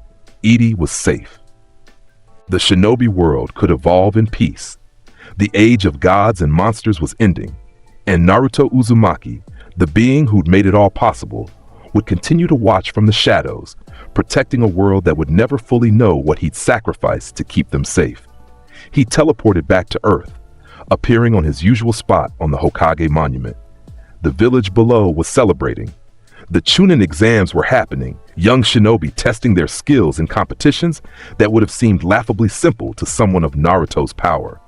But he watched anyway, remembering when he'd been one of those young ninja, proud and determined and blissfully ignorant of the cosmic horrors lurking beyond reality's edge. You're still here, a new voice said. Hinata Hyuga, now the head of the Hyuga clan, powerful and respected. She'd grown into a formidable kunoichi, and she still made time to check on Naruto occasionally. Where else would I be? Naruto replied. This is home, even if I can never really be part of it anymore. Hinata sat beside him, unafraid of his cosmic presence. You could try, coming back, being part of the village again. People would accept you. Would they? Naruto gestured to himself, the horns, the luminescent skin, the eyes that blazed with dimensional power. I'm a cosmic horror, Hinata. I exist across multiple realities. I've absorbed millions of souls. I'm literally too powerful to safely interact with normal humans for extended periods. You're also the kindest person I've ever met, Hinata said softly. The boy who protected everyone, who valued bonds over power, who chose to use his monster nature to save instead of destroy. That person is still in there, no matter how powerful you become. Naruto was silent for a long moment. Thank you for still seeing me as human, even when I barely remember what that means. They sat together in comfortable silence, watching the village below, two people connected by shared history and genuine respect. I have a question, Hinata finally said. With all your power, with everything you can do, what do you want? What's your purpose beyond protection? Naruto considered the question carefully. I want to ensure that the horrors I faced never threaten this world again. I want to stand as the ultimate barrier between humanity and cosmic darkness. And he hesitated. I want to be remembered not as the monster I became, but as the person who chose to use monstrous power for good. Then come back to the village, Hinata urged. Not permanently, but occasionally. Let people see that you're still you. Show the next generation that power doesn't have to corrupt, that monsters can choose to be heroes. You make it sound simple, Naruto said with a slight smile. It is simple, Hinata replied. You're overthinking it because you've spent too long alone with millions of voices in your head. She stood. Come on, there's a festival tonight. Walk through the village with me. Remind yourself what you're protecting. Naruto looked at her, this brave woman who wasn't afraid of a cosmic entity, and felt something he hadn't experienced in years, hope. All right, he said, standing. Let's go see what humanity is up to these days. They walked through Konoha together, and while people stared at Naruto's transformed appearance, Hinata's presence made him approachable. He talked to civilians, smiled at children, and reminded himself why he'd fought so hard to protect this world. And for the first time in years, Naruto Uzumaki felt like more than a guardian. He felt like a person. The final threat came on Naruto's 50th birthday. Not that anyone except him would know. Vampiric immortality and Otsutsuki genetics meant he still looked 17, would always look 17, would never age or die through natural means. He stood at the edge of the solar system, confronting the Otsutsuki king, the supreme leader of the alien race, who'd finally come personally to reclaim the Earth after decades of his subordinates failing. Naruto Uzumaki, the king said, his voice resonating with absolute authority. You've interfered with our harvest for the last time. I am the origin of the Otsutsuki, the progenitor of our race, the being who has consumed 1,000,000 worlds. You cannot defeat me. Naruto looked at this cosmic tyrant, felt the immense power radiating from him, and laughed. You know what's funny? Naruto said. 33 years ago, I was just a kid trying to earn recognition. I was weak, alone, hated by everyone. Then I discovered I was a vampire, embraced that nature, and started absorbing souls to grow stronger. He began walking forward. I've spent every day since then hunting, consuming, evolving. I've absorbed millions of souls. I've integrated the power of gods and monsters and cosmic horrors.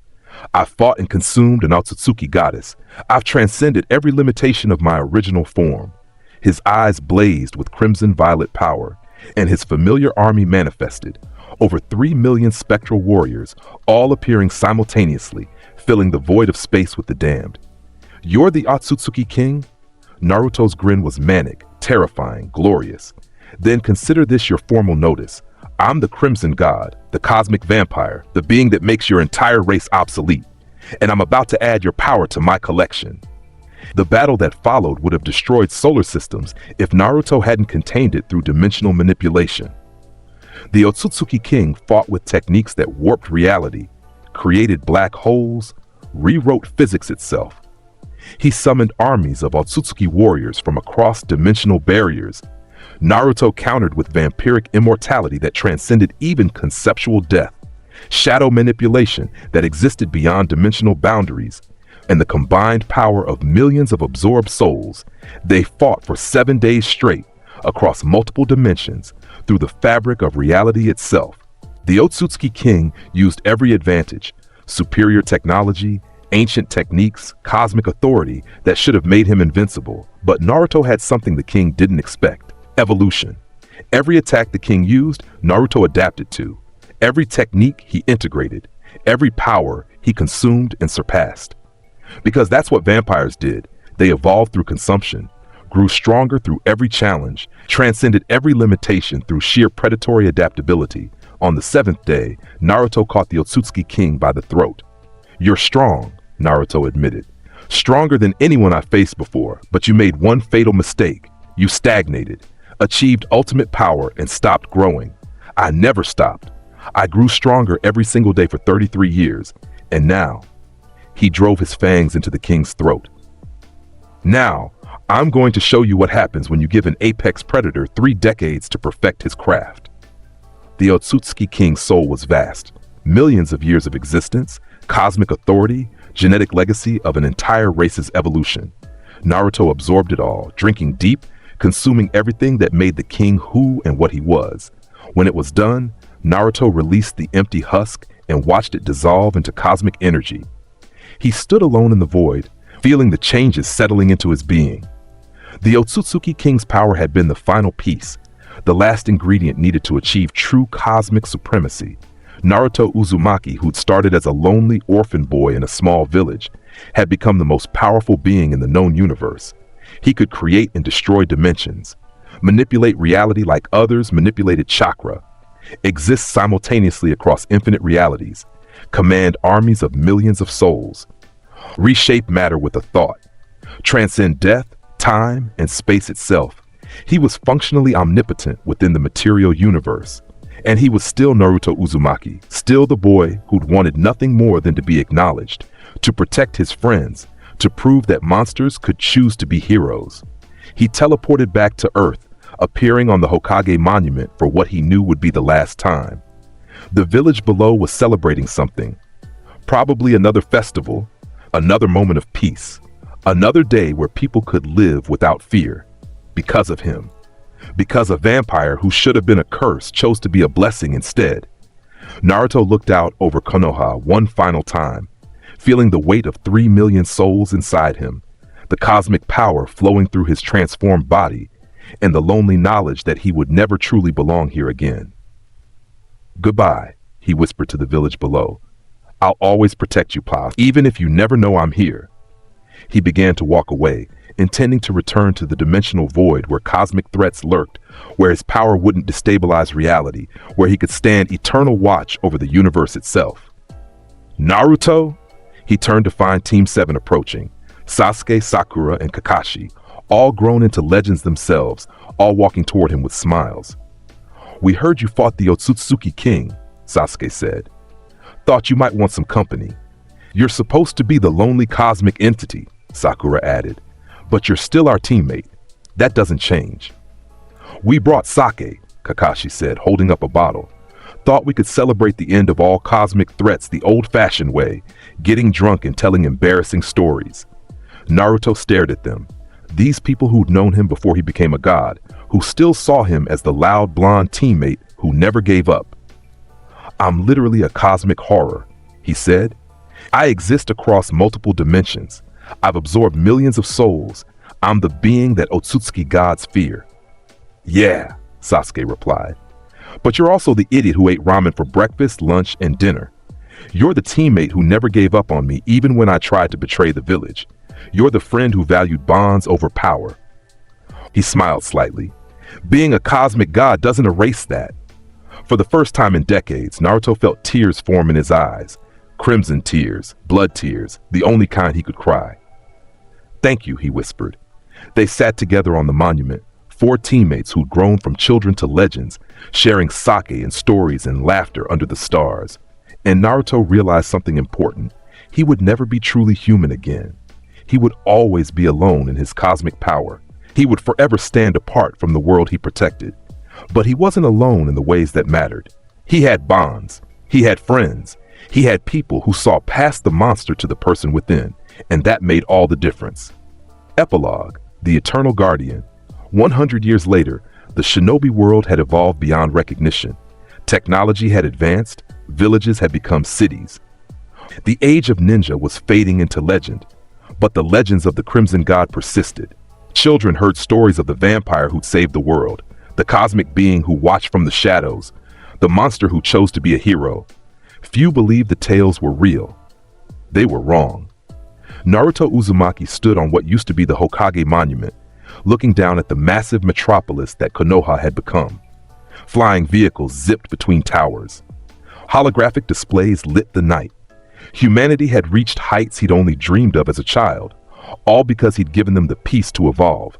His soul count had reached 10 million now. His power transcended measurement.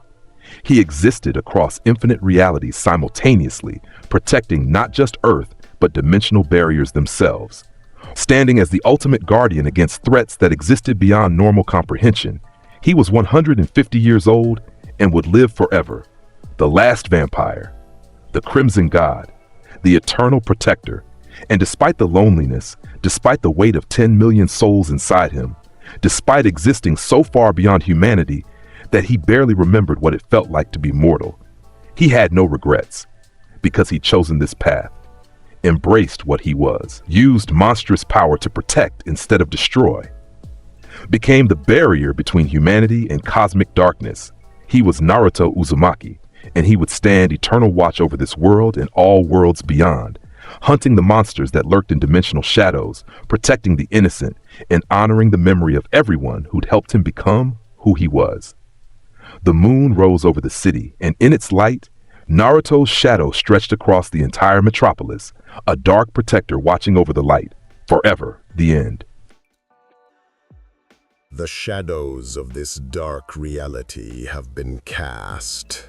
What are your thoughts on this vampiric Naruto's reign? Let us know in the comments below. A massive thanks for watching. For more epic anime what-if scenarios that twist your favorite legends, subscribe and join our legion.